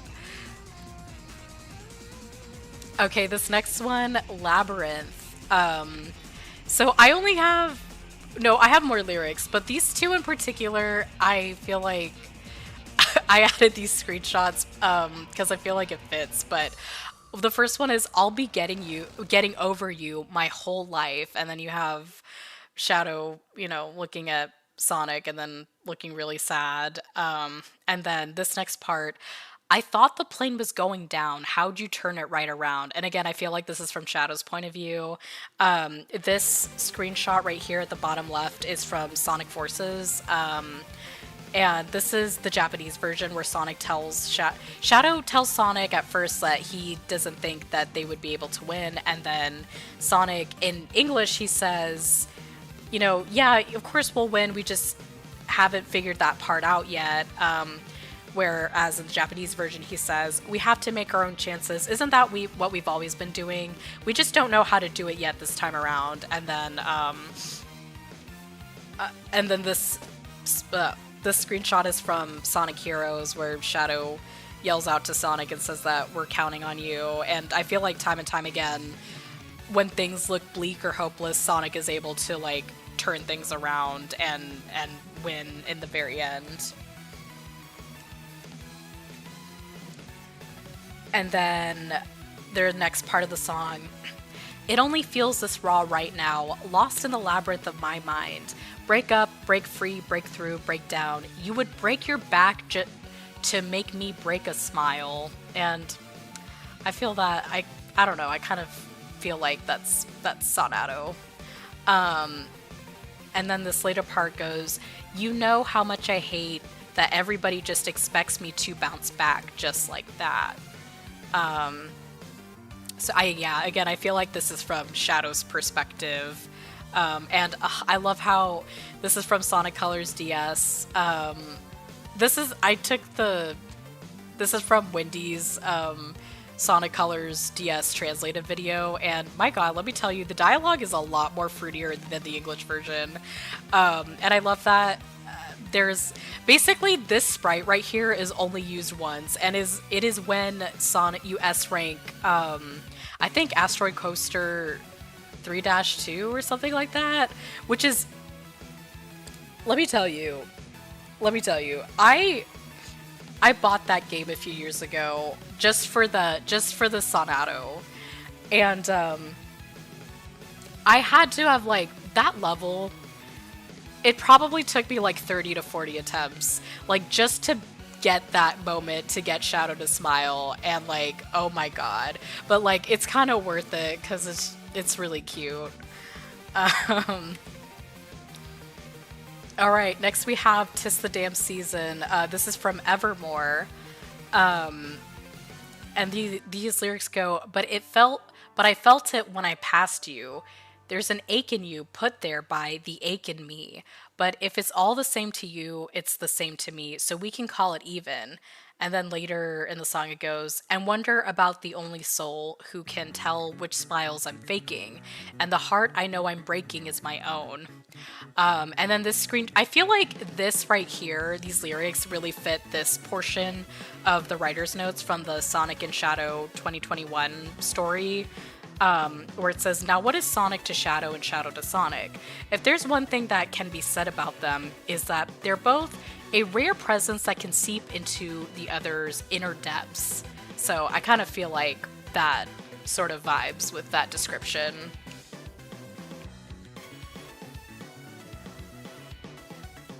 Oh, it's funny how nowadays we're getting Shadow's Smile for free. I know, like back in the day, back in my day, no, just kidding. But like during the Sonic Colors, like that time, like you had to like work your ass off to get Shadow to smile. Like, oh my gosh. Okay, this next one, The Archer. I have if you go on TikTok, I know not everyone's on TikTok, but if you do have a TikTok account, I actually had like 2 edits of this song. Like, it's not like Sonadow. It's from like Sonic's perspective, interestingly, but I feel like this song could be from both Sonic or Shadow's perspective. But yeah, I made like 2 like sort of Sonadow edits. But the lyrics go, combat, I'm ready for combat. I say I don't want that, but what if I do? And then easy they come, easy they go. I jump from the train, I ride off alone. I never grew up, it's getting so old. Help me hold on to you. And then I've been the archer, I've been the prey. Who could ever leave me, darling, but who could stay? This next part, I feel like fits Shadow more, but dark side, I search for your dark side. But what if I'm all right here? And again, I feel like this suits them both. Like, they've both been the archer and they've both been the prey, especially Shadow, like, considering what he went through during his arc. But that's not it. There's also more. This is later in the song. All the king's horses, all the king's men couldn't put me together again, 'cause all of my enemies started out friends. Help me hold on to you. And then later in the song it goes, who could stay, who could stay, you could stay. And I really like the screenshot right here of like Sonic just, oh, sorry, my cat just like ran by. I really like this right here of just like Sonic, just Sonic and Shadow there, and like how big the platform is and how small they are. I think it's really cool. All right, now we have So It Goes. This one, this is from Reputation. I feel like it very much fits that, like, I don't know, like a Sonadow dynamic that's like kind of in the middle. Like, it has a little bit of fluff, but it also has that like angsty Sonadow side to it. But it goes, see you in the dark, all eyes on you, my magician, all eyes on us. You make everyone disappear and cut me into pieces. Gold cage hostage to my feelings, back against the wall, trippin' when you're gone. And oh my gosh, I love like, I love this. I think this is from like the recent IDW issue, but I love how like Sonic is just like pestering Shadow with like all these olives in his hand, which by the way, I used to do the same thing when I was a kid. Like whenever me and my parents, like, they would take me to Olive Garden and like their salads, like I would put the olives on my fingers and like eat them. Like I was just obsessed with doing that. But yeah, I just love how like Sonic just messes with Shadow. It's so funny. And then, cause we break down a little, but when I get you alone, it's so simple. Cause baby, I know what you know, we can feel it, and all the pieces fall right into place.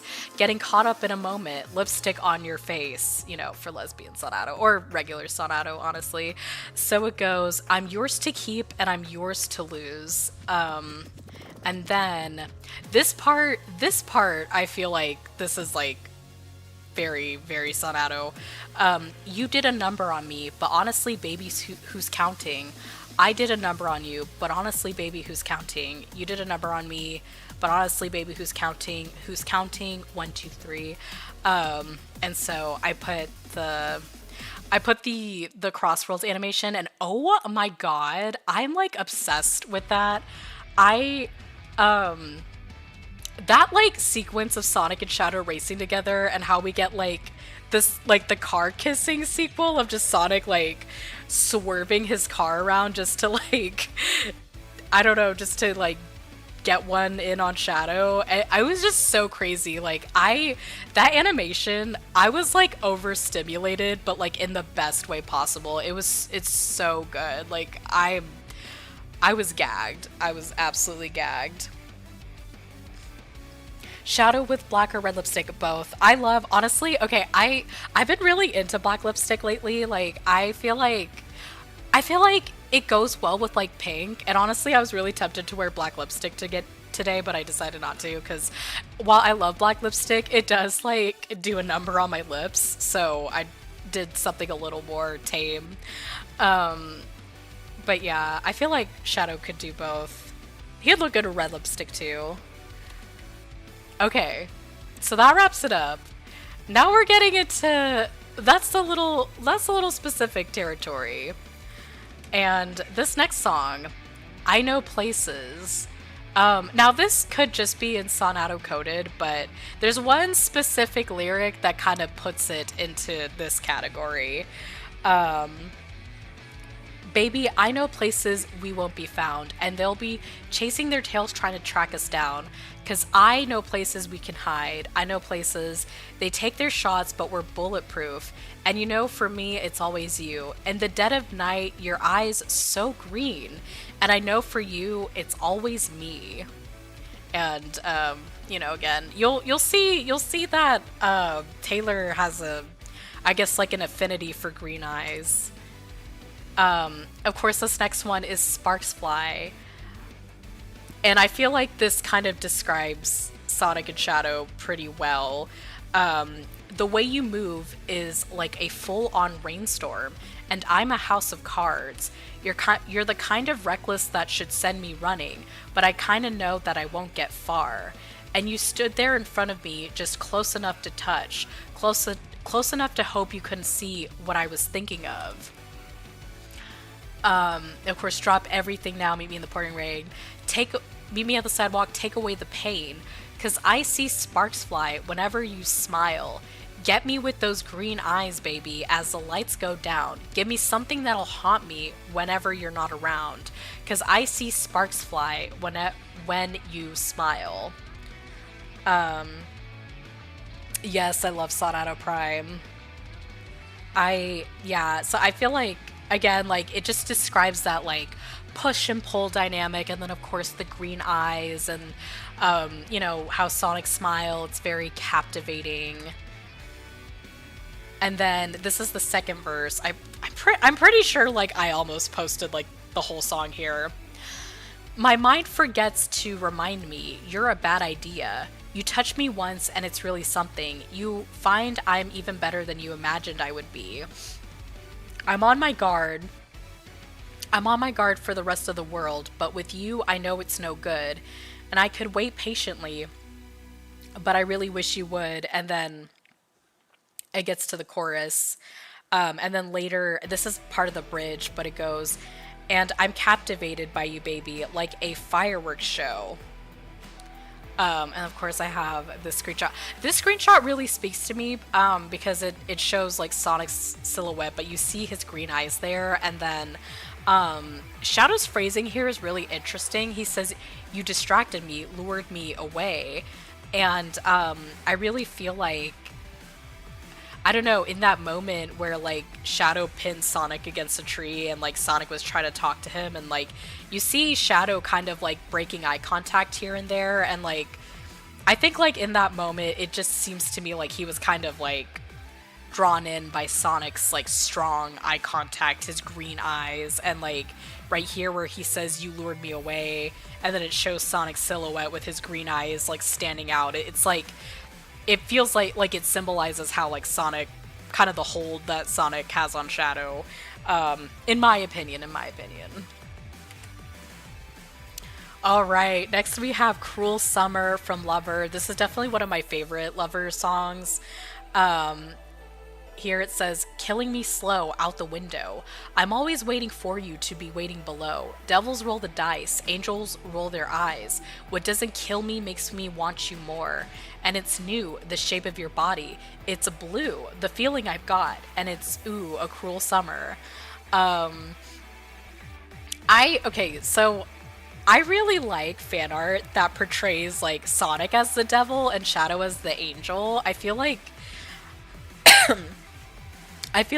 face value, it seems like it's the other way around, but like I feel like when you follow Shadow's journey, he really is like a fallen angel. Like I don't know, I've actually like seen him like be compared to like Jesus Christ, and like honestly it's kind of true, like the way he's like easily persecuted, but like he always ends up doing the right thing in the end. What the, oh, sorry. Okay. I have my comment moderation set to strict, so it was like for some reason hiding the comment, but okay.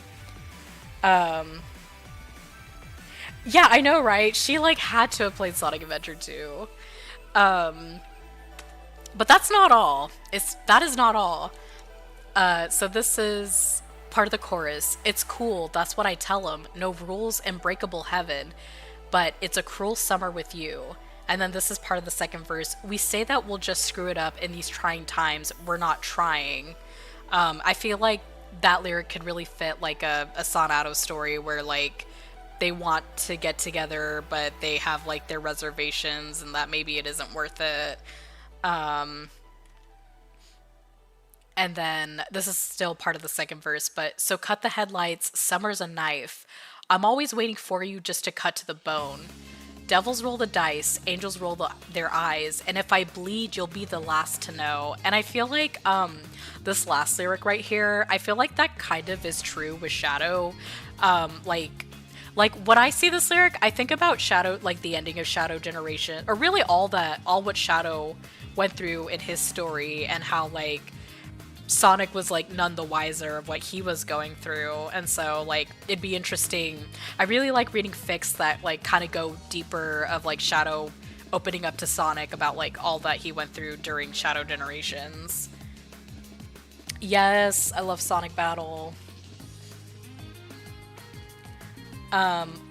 Okay, this next part, this is the bridge. Said I'm fine, but it wasn't true. I don't want to keep secrets just to keep you. And I snuck in through the garden gate every night that summer just to seal my fate. And I scream for whatever it's worth, I love you. Ain't that the worst thing you ever heard? He looks up, grinning like a devil. And I just gotta say, like, Sonic he really does have like a devilish, a handsome devil type of smile. Like, just look how just like look how smug he is. But oh my gosh, yeah, Sonic Battle really is Sonadow baby raising simulator. Emerald, Sonic and Shadow are Emerald stats.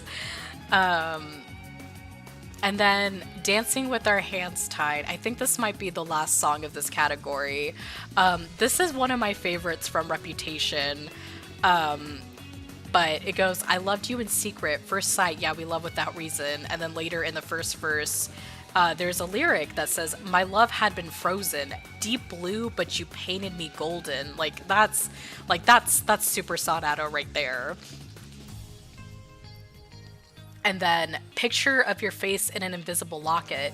You said there was nothing in the world that could stop it. I had a bad feeling, but we were dancing with our hands tied.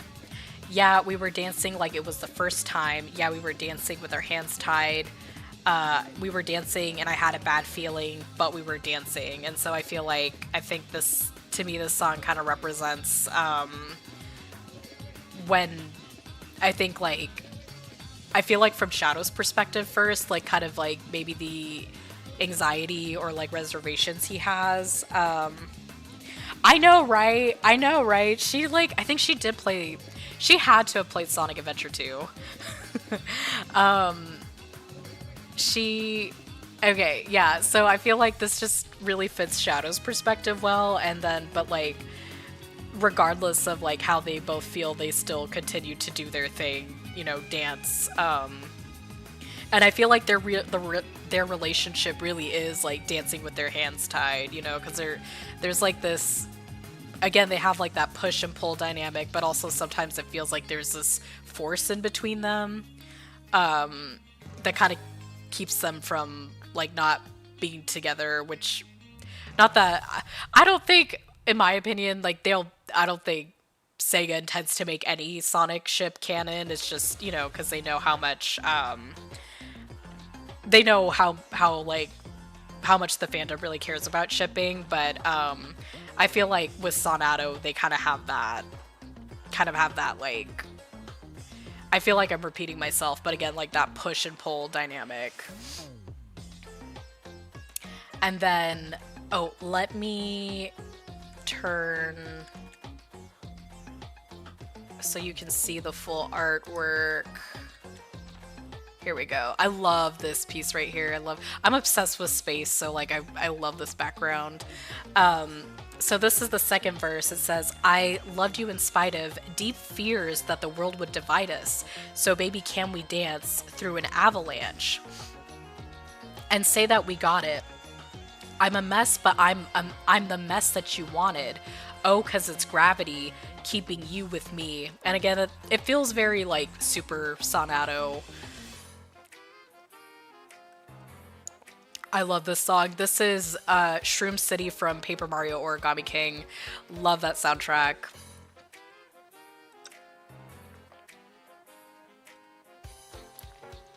Sniff City is also really good too. Shipping is best when it's about a relationship that has such good chemistry and concepts that even if not intended, it's hard to not ship them. Yes, exactly. I feel like that's kind of like the appeal of Sonadow. Like it's just a very interesting dynamic. Like their interactions always like for me like they always keep me captivated in comparison to like Sonic's relationship with other characters. And not to say that his relationship with other characters are like boring by any means, but I think like of all the relationships I'm always like fascinated or like drawn in whenever Sonic and Shadow interact with each other. And then here, let me come back. And then this is the bridge. I kiss you as the lights went out, swaying as the room burned down. I'd hold you as the water rushes in if I could dance with you again. So, and then okay, I know someone edited this. I just don't remember who did it, but it was really funny. All right. And now we are at our very last category. I believe we have like 6 songs left. But we are at, oh wait, you can't, hold on.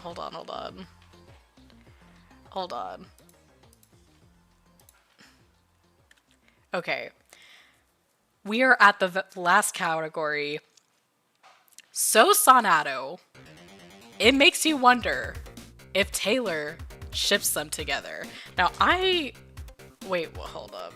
I need to change. As much as I love Sonic Force's soundtrack, but we need to find an appropriately fitting song. Come on, give me something good. Okay, this works. I love Black Comet. This is a good song. Okay, I'll wait.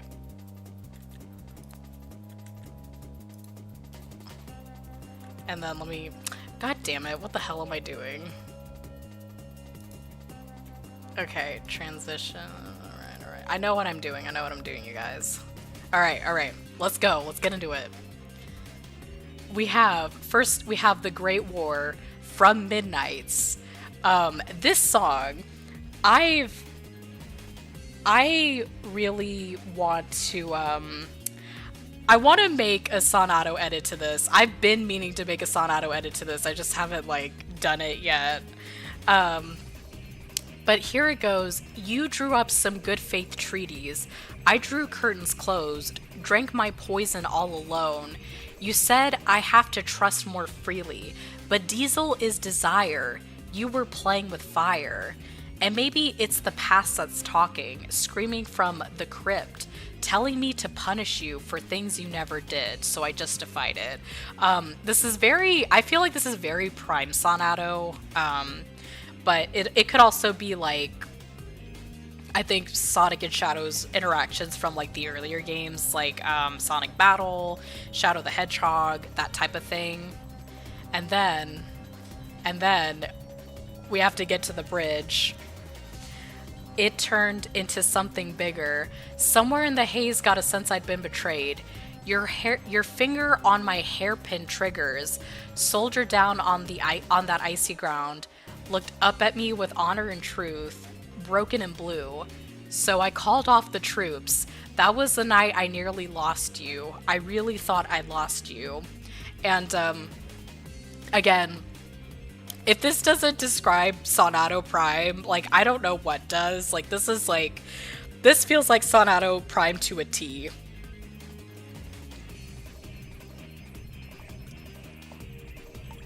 Oh, sorry, y'all.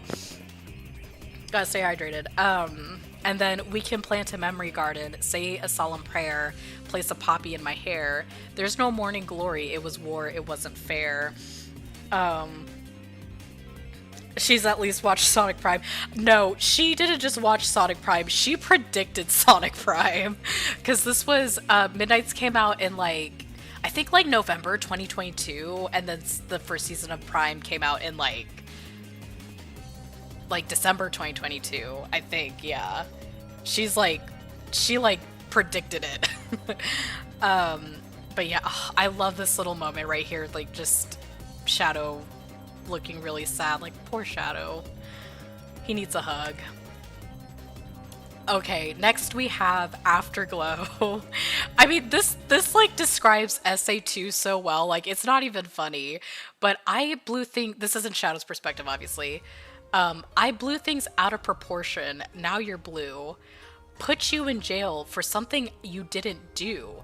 I pinned your hand behind your back. Thought I had reason to attack, but no. Fighting with the true love is boxing with no gloves. Chemistry till it blows up, till there's no us. Why'd I have to break what I love so much? It's on your face and I'm to blame, and I need to say, and then it gets into the chorus. But yeah, she like this is like Sonic Adventures 2 plot, pretty much. Okay. Next we have Long Story Short. So maybe this isn't a Sonadow song per se, but it definitely fits Shadow very well. And I feel like this is I think this is from the bridge of the song, but this is from Evermore as well. But it goes, "Past me, I want to tell you not to get lost in these petty things. Your nemesis will defeat themselves before you get the chance to swing." And this is where I know technically that doesn't happen in Shadow's case, like he did have to fight all, these three, but like it does ring true. Like when you look at these three little jokers right here, like they all, like all three of them, their egos like got the better of them, and they ended up kind of like, they did it to themselves basically. And so I feel like that kind of fits Shadow's story arc really well. And then of course this is where we get to that Sonadow, like that Sonadow. And he's passing by, rare as the glimmer of a comet in the sky, and he feels like home. If the shoe fits, walk in it everywhere you go. Yeah, exactly. So I love the lyric, rare is the glimmer of a comet in the sky. It just describes them so well. Like, I love the Shadow the Hedgehog path, a pair of shooting stars, because that's literally what Sonic and Shadow are, like Super Sonic and Shadow are. They are a pair of shooting stars. And then this part, this is like the last chorus. And I fell from the pedestal right down the rabbit hole. Long story short, it was a bad time. Pushed from the precipice, climbed right back up the cliff. Long story short, I survived.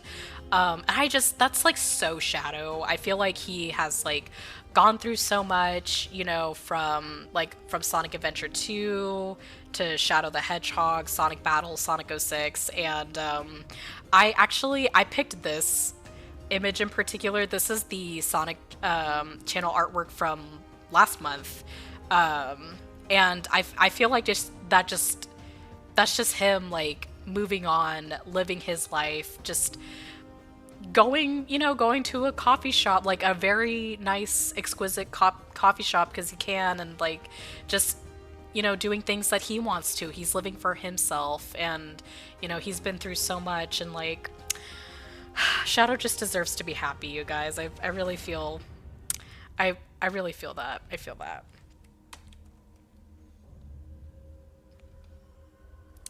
that. Okay. Next we have This Is Me Trying. Again, this song, like, it describes, it's not like just Sonadow, but it describes Shadow to a T, in my opinion. But it goes, I've been having a hard time adjusting. I had the shiniest wheels, now they're rusting. I feel like that is kind of what Shadow was experiencing in Shadow 05, like him being the ultimate life form, but now he's kind of just like lost, trying to figure out who he is and like where he came from, and like the struggles that he had to go through. I didn't know if you care if I came back. I have a lot of regrets about that. Pulled the car off the road to the lookout. Could have followed my fears all the way down. And maybe I don't quite know what to say, but I'm here in your doorway. And then it goes, I just wanted you to know that this is me trying. I just wanted you to know that this is me trying. At least I'm trying. And I really feel like Shadow. One thing that really like breaks my heart is how Shadow was covered during like the 2000s and also the 2010 eras, where you have like Sonic YouTube reviewers calling Shadow like edgy for the sake of being edgy. But like, I feel like if you looked in deeper, you would see that Shadow, and I've said this before, but like Shadow was just kind of going through, you know, he was just trying to figure himself out and like was trying to deal with these like mental health struggles, you know, like the poor guy, especially on like the neutral path of Shadow the Hedgehog, like the poor guy was like on the verge of a mental breakdown, and like despite all that he's going through, like he does try, like he is trying. Like you have these like Sonic 06, for example, like Shadow was being very cooperative with Sonic, and he even goes out of his way to save him. And like there's some things like Shadow may say like, oh, I didn't do this for you, or like I'm not here for you, but like you judge him based on his actions, and he really does, like, he does care, and he tries to like look out for his friends, you know. But this is the second verse. Oh, this song is so good. It's one of my favorites off of Folklore. But they told me all of my cages were mental, so I got wasted like all my potential. And my words shoot to kill when I'm mad. I have a lot of regrets about that. I feel like this verse, my words, what the heck? Sorry, my rabbit was like, I think my rabbit chased one of my cats out of the living room because I just heard her like run. I don't know if I can get her on camera, but okay, that was random. Anyway, sorry about that. Where was I? Okay, so my words shoot to kill when I'm mad. I have a lot of regrets about that. I feel like that really describes IDW Shadow, especially like this confrontation right here where Shadow was like really chewing Sonic out and just saying like, this wouldn't have happened if you just let me destroy Eggman. And then Sonic's just trying to explain like, well, you know, it's not my fault, I got infected too. And then Shadow says, and in my opinion, I think this was in the heat of the moment, but Shadow says, it's what you deserve. And I know people were like hating on Shadow for this when it happened, but it's just like, I think like he was mad for, like, he was justified to be mad because like literally like everything went to shit when Eggman got his memories back. But yeah, and then you have him like reflecting on it later and was like how just saying like, oh, he was just warning me, telling me to run, and I like miscalculated. And I think like, even though he doesn't apologize, I think you could see that he does try to make up for it. He tries to like work with Sonic again to sort of like, you know, to help him. Because I feel like IDW, at least in the early issues, issue 6 in particular, I feel like was like kind of the domino effect into like the Metal Virus saga, and then Shadow like not really trusting Sonic's judgment in the beginning because like when you think about it, Sonic is the reason why Shadow didn't destroy Eggman and let Mr. Tinker live. And then of course Starline kidnaps him and basically forces him to remember, and then Eggman gets back to his normal self, and like that basically caused the Metal Virus Saga event. And like from there, I feel like that was the moment where Shadow realized like he couldn't trust Sonic or his judgment, so he has this like, he's a lot more guarded now. And then you even see that all the way to like issue 30, 35, 36, where Shadow's like, no, I'm just going on my own, and then he decides to like help Sonic out. So My hot take is I like this IDW Metal Virus confrontation. I do too. I Yeah, I also agree too. It kind of sucks that Shadow was like taken out of the running.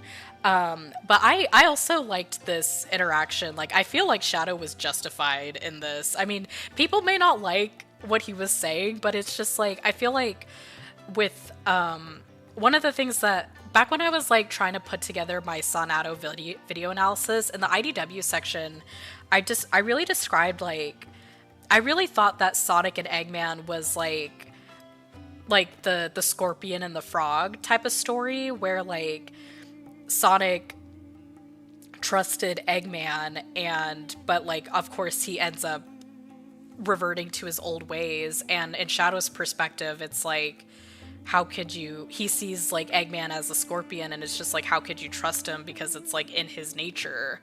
Eggman reverts to his old ways because that's just in his nature, and so that's how I viewed it. And I don't, again, like, I don't really like how people were, like, just kind of dragging IDW Shadow, because, again, I feel like this was heat of the moment, and I think, like, he was justified to be angry, but, like, you also see him, again, like, trying to make up for it.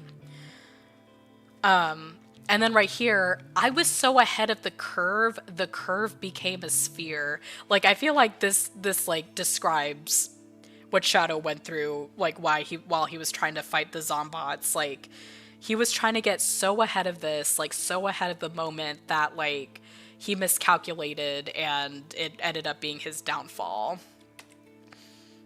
And then of course this is the bridge. It's hard to be at a party when I feel like an open wound. It's hard to be anywhere these days when all I want is you. And so again, I feel like this song in particular is very IDW Sonadow. All right, now we're getting into Red.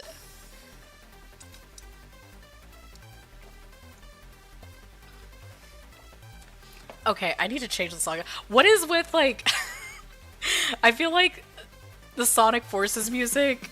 I love Sonic Forces soundtrack, but I feel like it's like cutting in at the most inappropriate times. Okay. I love this song, but no, we're gonna have to change it. Okay, this will do. This will do. All right. Loving him is like driving a new Maserati down a dead-end street, faster than the wind, passionate as sin, ending so suddenly. Loving him is like trying to change your mind once you're already flying through the free fall, like the colors in autumn so bright, just before they lose it all. Again, I feel like this is from Shadow's perspective, but like, it really does. Okay, this verse really fits like their little racing sequence of just like being like over the top destructive, but like, you know, they're in it for the race, they're in it to win it. Oh, bye, thanks for sticking around. And sorry, where was I? Guys, I get distracted easily. I'm so sorry, I have ADHD. But yeah, I feel like this just like really suits them to a T. Especially like faster than the wind, passionate as sin. And of course, losing him was blue like I've never known. Missing him was dark gray all alone. Forgetting him is like trying to know somebody you've never met, but loving him was red, burning red. And this is the second verse. Touching him was like realizing all you ever wanted was right there in front of you. Memorizing him was as easy as knowing all the words to your old favorite song. Fighting him was like trying to solve a crossword and realizing there's no right answer. Regretting him was like wishing you never found out love could be that strong. Again, this is a little more angsty, but I really think it does suit Sonadow. Especially the fighting with him is like trying to solve a crossword and realizing there's no right answer. I really feel like that is like, that does represent Sonic and Shadow's fights and arguments where, like for example, going back to the Metal Virus saga, I feel like it is a little more complicated. Like, like you see, like I can see like where both Sonic and Shadow are coming from. And so it kind of, I don't know, I feel like that, like Sonadow is that pairing where it's like, it's not black and white, there are different shades of gray, and again, like another reason why I find the ship so compelling. Alright, and then this is the bridge. Remembering him comes in flashbacks and echoes. Tell myself it's time now, gotta let go. But moving on from him is impossible. When I still see it all in my head in burning red. And so I love the lyric, remembering him comes in flashbacks and echoes. It's like, I don't know, it's such a nice, like, captivating lyric. But I think we have, all right, we have 2 more songs. These last 2, like, goddamn, they are so Sonadow. Like, they just get to the very core of the ship that it's like, okay, Taylor, yeah. Anyway. Didn't they tell us, don't rush into things? Didn't you flash your green eyes at me? Haven't you heard what becomes of curious minds? Ooh, didn't it all seem new and exciting? I felt your arms twisting around me. I should have slept with one eye open that night. We found Wonderland, you and I got lost in it, and we pretended it could last forever. We found Wonderland, you and I got lost in it, and life was never worse, but never better. Again, I feel like it just... I mean, all I could say is just, like, it is very Sonadow. It's just got it's got that flair that Sonic and Shadow have. And I think Wonderland is kind of more speaks to, sort of, like, I guess, like, the kind of reflecting back to, like, before they get into the relationship, and kind of, like, the anxiety that comes along with it. And then the next part goes, so we went on our way, too in love to think straight, all alone or so it seemed. And then later in the verse it goes, didn't they tell us don't rush into things? Didn't you flash your green eyes at me? Didn't you call my fears with a Cheshire cat smile? Ooh, didn't it all seem new exciting? I felt your arms twisting around me. It's all fun and games until somebody loses their mind. And yeah, I just, like, I don't know, like, this is basically a Sonadow fanfic as a song, really. Okay, and now our very last song of this PowerPoint, Treacherous. One thing I gotta say about this artwork right here, this was by Tyler McGrath. Actually, so, like, a few years ago when I, like, started my Sonadow video analysis, I actually commissioned him to do the artwork for the thumbnail, but I, again, like, kind of ended up scrapping it and just did the Sonadow iceberg instead. But yeah, you know, that's just a little bit of lore behind it. I did say in my Sonadow Generations video that, like, I would do I will do a Sonadow video analysis if I, like, am able to hit 100K, and I'm still holding out on that because honestly, like, it would take a very, very, very long time to make, like, this giant Sonadow video analysis because, like, I mean, literally, I started the analysis in, like, fall of 2020, and then basically it was, like, on again, off again up until 2024. So, like, almost a full 4 years. And so I just kind of, like, I don't know, just put it to the side because it's just, there's just so, literally so much to cover.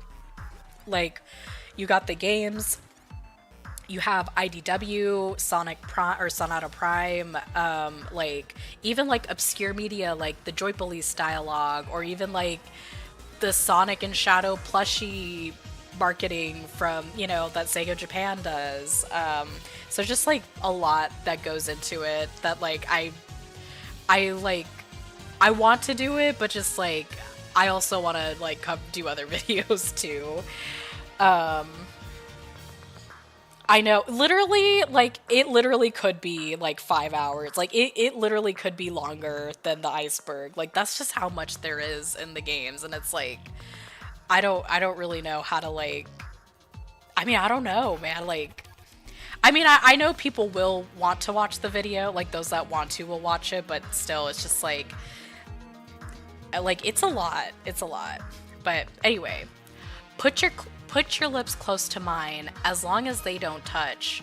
Out of focus eye to eye till the gravity's too much. And I'll do anything you say if you say it with your hands. And I'd be smart to walk away, but you're quicksand. And again, I see this from Shadow's perspective. Sonic being quicksand, I feel like is very fitting for, for Shadow. And then the chorus is, this slope is treacherous, this path is reckless, this slope is treacherous, and I like it.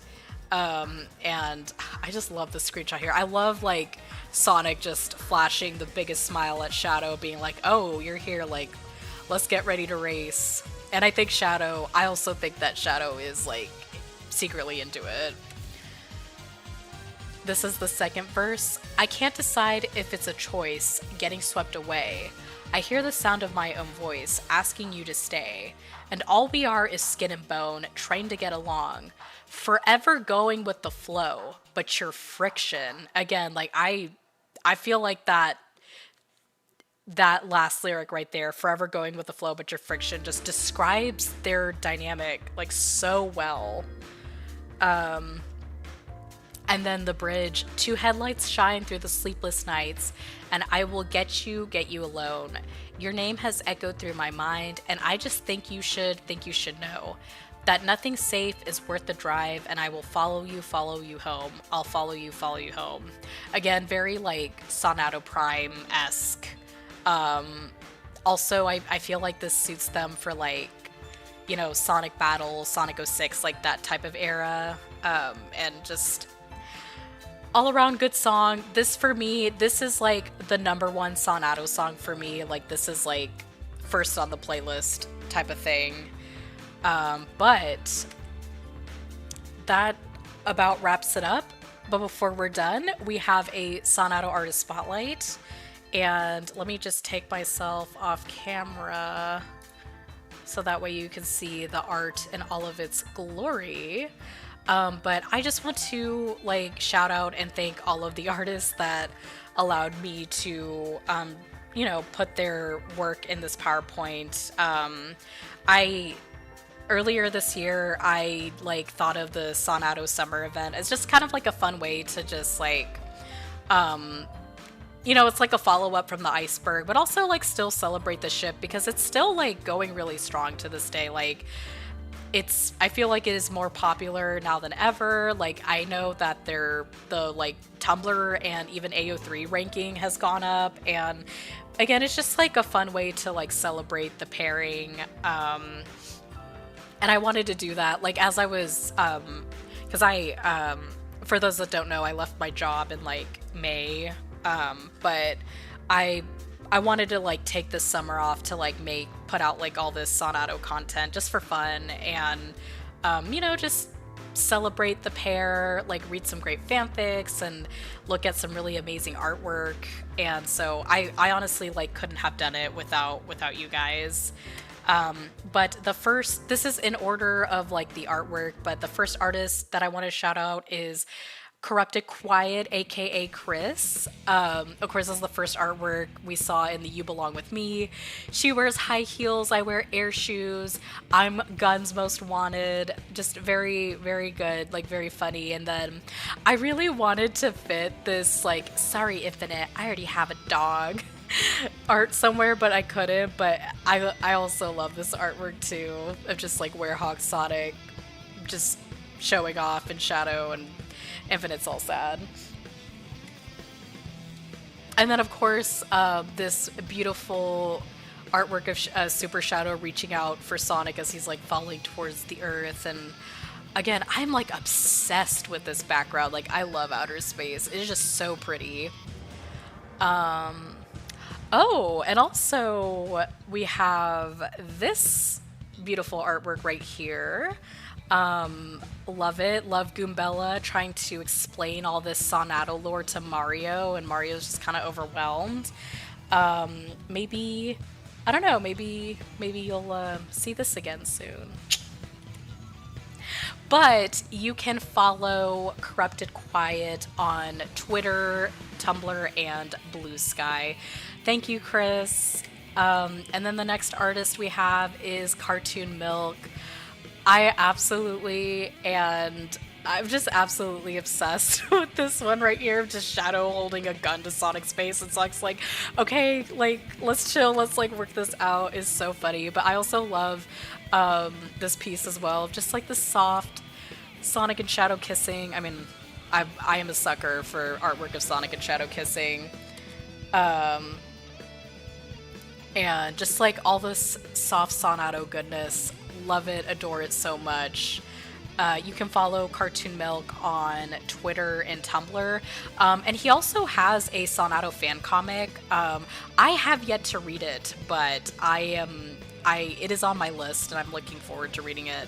I mean, his artwork is just absolutely amazing. And so next we have FlauretzArtz. I just, again, love the soft Sonadow. It's just so good. I'm eating it up. I love, like, we have, like, Sonic and Shadow just ready to go on a summer vacation. I love, like, the I Heart Sonic coffee. It's so cute. Oh, and I really, really love this piece right here. Just, like, a nice Sonic CD reference, but also just really sweet. You know, they're together in the past and in the future. And of course, the, you know, Shadow trying to save Sonic in Sonic Prime. And just a little, I love like the little like that tear, just like a little twinkle. Very, very cute. And again, huge sucker for Sonic and Shadow kissing. But you can follow Flori on Twitter, Tumblr, and you can follow her on Twitter, Blue Sky, and Instagram. So, and then next we have MagicStorm. Again, I just love the soft Sonadow art. Now I actually commissioned Magic a few times. This next one you're about to see, so on the left, this is actually, I reached out and because I've always wanted to like have my rabbit like as a Sonic character, and so I asked if she could like just make my rabbit Honey. I don't know where. She's not gonna come up on stream. She's sleeping right now, but I wanted to like make her as a Sonic character, and she like hit it right out of the park. And I'm just like, I love the dress and just how cute it is. And then that's not all. I also, so this was back in like 2021, 2022. I really wanted to see Shadow in like Taylor Swift outfits. Like this was before like the Twitter takeovers. And see, this is why I felt so vindicated during the 2022 Twitter takeover when like Shadow kind of low-key admitted to being a Swiftie, because I was like, I knew it. It fit him so well. And so this is Shadow in the Look What You Made Me Do dress, and he looks so good. But this is not the only one. I also asked Magic if she could draw Shadow in like one of her like early like post-Red pre-1989 era. I think this is like the very beginning of the 1989 era. But this like this pink and like this pink top and blouse combo, I actually ended up really, really loving this one more, just because like Shadow looks like so good in it. And like, again, you guys, again, like Shadow, like both Sonic and Shadow, they look good in dresses. Like Shadow like pulls this off so well, and I am also just obsessed with the shoes. Like it all looks so good. Just diva, absolute diva. So I wanted to show y'all that. But you can follow MagicStorm on Blue Sky. I almost got it confused for Twitter. But you can follow her on Blue Sky as well as Tumblr. And then the last artist we have is Sugarcunty. So Sugarcunty, she actually, or Alice, she was, she's like a fanfic writer, but like started drawing Sonic and Shadow, like I think last year, if I'm not mistaken. And one thing I like about her style is that like it's very, very reminiscent of Sonic X. And so I really like the letter, what like Sonic holding the letter and Shadow like being frustrated. And of course I like this one too. And so it's just very, very nice. And you can follow her on Twitter and Blue Sky. Sorry, y'all. I'm like getting all my social medias mixed up. But again, just like wanted to thank the artists for allowing me to showcase their brilliant work. Please go support them, go follow them, commission them if you can. And yeah, but we are not done yet. I have a bonus category. So, you know, I know I'm calling this Sonadow Summer, but like for other people, you know, it might be Sonamy Summer, Shadamy Summer, Sonay Summer, you know, whatever. And I thought it would be fitting to do Taylor Swift songs that describe other Sonic ships. And I'm gonna put myself back on camera here. So let me just finish my water and yeah, let's get into it. So this first one, I mentioned this before, but Enchanted, I feel like that's a good Sonamy song. And honestly, I feel like Amy is like I just picture her being like a huge Speak Now girly. Like I feel like if there was another Twitter takeover and you asked her what her favorite Taylor album was, I feel like she would say Speak Now. Like, I don't know what it is. I just, I feel like that would like really speak to her. And so it's please don't be in love with someone else. Please don't have somebody waiting on you. This night is sparkling. Don't you let it go. I'm wonderstruck, blushing all the way home. And then we also have another Speak Now song. I originally had this as Sonamy, but when I was looking at the lyrics, I also thought it fit Sonay's as well as Sylvain's. And so this is mine off of Speak Now, and it goes, do you remember we were sitting there by the water? You put your arm around me for the first time. You made a rebel of a careless man's careful daughter. You are the best thing that's ever been mine. And then later in the song it goes, this is where I feel like it describes Blaze, but it goes, you learn my secrets and you figure out why I'm guarded. You say we'll never make my parents' mistakes. And so, I don't know, I just feel like that's like, it really suits them. Okay, so this next one. Okay, I'm so sorry. I am so sorry to any Mafilver fans in the audience. Okay, so what it coulda shoulda, like, if you've never listened to the song, it's basically like, it describes like an extremely volatile, toxic relationship. But it goes, if you never looked my way, I would have stayed on my knees, and I'm damn sure never would have danced with the devil. And then later in the chorus it goes, and now that I know, I wish you left me wondering. And so whenever I listen to this, I just kind of think of like Silver and how like, I guess like if he had never met Mephiles, he probably wouldn't be on a rampage trying to like kill Sonic. Yeah. And so I think like, and then also, like, later when he's like, so he had the revelation why, like, Mephiles wanted to kill Sonic. He's like, oh, now that I know, I wish you'd, like, just left me alone, left me wondering. But yeah, okay, so I'm not gonna lie. I used to, like, back in high school, I had a Mafilver phase, like, a pretty, like, not a lengthy one, but, like, I was hardcore into that ship, like, at least like a couple months in high school. I was like obsessed with like fan art. That's your ship. I know, it's so I'm kind of more in the boat with like, I don't have anything against the ship. I just ship these two with different characters now, but like, oh my gosh, I was very, very hardcore into Mafilver like back in the day. This next one, Sweet Nothing. I have this as Shadamy and Sylvamy. So Hold on. I need to change the music again because I feel like it's just a little too... Man, what's with all these Mario songs like being...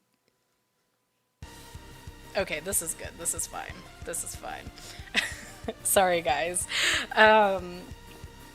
So okay, I personally, I know a little more about Sylvavi than Shadami. I don't know very much about Shadami, and how, like, they're shipped together. But I feel like if there was a song that described them, it would be Sweet Nothing. So the lyrics go, they said the end is coming. Everyone's up to something. I found myself running home to your sweet nothings. Outside they're pushing and shoving. You're in the kitchen humming. All that you ever wanted from me was sweet nothing. And then later in the bridge it says, and the voices that implore, you should be doing more. To you, I can admit that I'm just too soft for all of it. And I feel like it could be either perspective from, like, either Shadow or Amy or even Silver. But yeah, I don't know, I just feel like that song suits them. Okay, of course we have an Infinato song. Look What You Made Me Do. Listen, Reputation, Look What You Made Me Do, that came out in 2017. Sonic Forces came out in 2017. Like, it just fits. Like, they were suited for each other. And it goes, and then the world moves on, but one thing's for sure. Maybe I got mine, but you'll all get yours. And then, of course, later it goes, I'm sorry, the old Infinite can't come to the phone right now. Why? Oh, 'cause she's dead. And I mean, I feel like this is Infinato. Like, I feel like Infinite low-key is a Reputation girly. Now, we also have another, oh my, I just realized you can't even see his face, but whatever. There's another Infinato song, but it's also, I feel like it's also Mafado as well.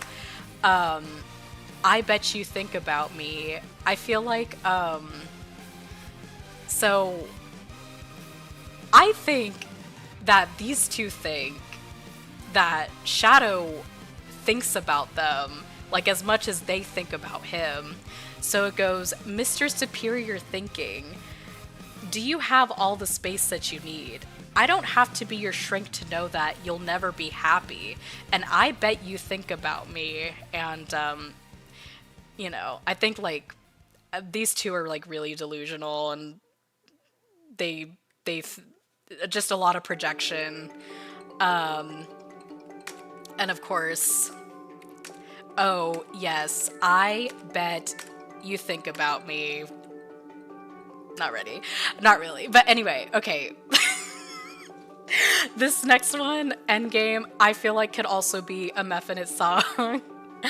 And, okay, maybe Mephiles and Infinite, maybe they don't have big reputations, but they do have some big enemies, and I feel like if they got together, or if they teamed up, I think it would be a pretty big conversation. And, you know, I heard about you. Ooh, you like the bad ones too? I mean, like, you know, I think it fits.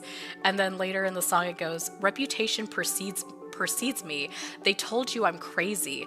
I swear I don't love the drama. It loves me. So, I don't know, I just feel like it suits them. And since they've never, like, actually appeared in the game together, I just put all my Mephinite plushie pics. You could see my cat here in the background, but these were taken, like, last month. I went out to Dallas on a road trip, and I stopped at Buc-ee's, and I was like, I had to take a picture. I have another picture. I posted it on my social media, but I took a picture of these two, like, in front of the Buc-ee statue. Like, I took it really quick because, like, other people were watching. So, but yeah, like, I just wanted to take them, just take a picture of them at Buc-ee's. And then we also got some Buc-ee's fudge, which is so good. And yeah, you know, they're my little travel buddies. And I still, you know, Mephiles plush. Oh yeah, I love I love my Mephiles and Infinite plushies. I have them right. I mean, I brought them, I showed them in the beginning. They're like my emotional support plushies. And oh, I need to show y'all, like, so I shared in one of my posts that, like, my rabbit, she, like, I had them placed on the couch and I caught her, like, chewing on them. And, so I don't know if you can see, but, like, she did, like, damage on Mephiles' shoulder right here. But you haven't seen the worst of it. Infinite. Poor Infinite. She got his leg, and his leg is, like, it's barely hanging by a thread. Like, if you pulled the leg out, I honestly feel like it would snap. But, it's like she did really bad damage to Infinite, so I keep them both. I have to keep them away from her, you know, for their safety, for their protection. 'Cause yeah, it's just like, it's really bad. Oh, hold on. I'm like behind, or no, the stream's behind. So I don't know if it should, but whatever. Yeah, anyway, I have to keep them away from her because, you know, rabbits are destructive. They are destructive as hell. Okay, this next one. I don't really know much about if that's Mephiles and Sonic, if that's even their ship name. But I figured vigilante shit. There's one lyric that I feel like, you know, might describe them, like, really well, and it's, she needed cold hard proof, so I gave her some. I'm so sorry, y'all. I don't know, I thought it was funny. I mean, like, it, you know, it's kind of true, like, that was the cold hard proof. I could have done no body, no crime, and that also could have applied to Infinite, but, like, the thing is, though, well, Infinite didn't even, like, kill Sonic, but, like, both of them did it, like, out in the open, just, like, fucked his shit up. Okay, excuse me, sorry, pardon my language. But yeah, I don't know, I just thought it was funny. Okay, now we're getting into, we only have 2 more left, but we're gonna get serious. King of My Heart, I love Nuxuge. I feel like this is a good Nuxuge song. I also, so I was gonna put, like, Bejeweled as both a Nuxuge and a Shadouche song, but I feel like I ended up not, because Bejeweled, I feel like that's, like, more of a potential breakup song than, like, you know, but it does describe Rouge very well, I think. But anyway, King of My Heart, and All at Once, You Are the One I Have Been Waiting For, King of My Heart, Body and Soul, and All at Once, You're all I Want, I'll Never Let You Go, King of My Heart. And then the second verse is, Late in the night, the city's asleep, your love is a secret I'm hoping, dreaming, dying to keep, change my priorities, the taste of your lips is my idea of luxury. And so, I don't know, I just feel like that suits them. Of course, Rouge's idea of luxury is the Master Emerald and all the jewels and all that stuff, but, you know. I'm also, like, really obsessed with, like, this artwork. I think this was October 2020, if I'm not mistaken, but I don't know, it's just very, very Nuxuge, and I love that you have, like, Big in the background being like, what's happening here? But, alright, and now our very last song for the last ship, of course, it's the Spilver, State of Grace. I feel like State of Grace also really suits a Spilver, especially this part. This is a state of grace. This is the worthwhile fight. Love is a ruthless game unless you play it good and right. These are the hands of fate. You're my Achilles heel. This is the golden age of something good and right and real. And again, I love these two so much. I was also very happy to see that they had an interaction in Crossworlds. I was like, my gosh, yes, Sega acknowledging that they had a story arc together. And yeah, just love this ship, very nice. And yeah, that's it. Thank you guys so much for watching. Appreciate you guys being here, sitting through this. I have no idea how long I've been streaming. Oh my gosh, it's like 4 or something. Okay, wow, wow. All right, all right. Yes, the Spellver is also my Roman Empire as well. But yeah, thank you guys so much for hanging out and tuning in. I appreciate y'all just sticking around with me, and I do have there is at least, I'm gonna try to at least get one more video out for Sonadow Summer. It's gonna come out later in the month, and then I also have another video.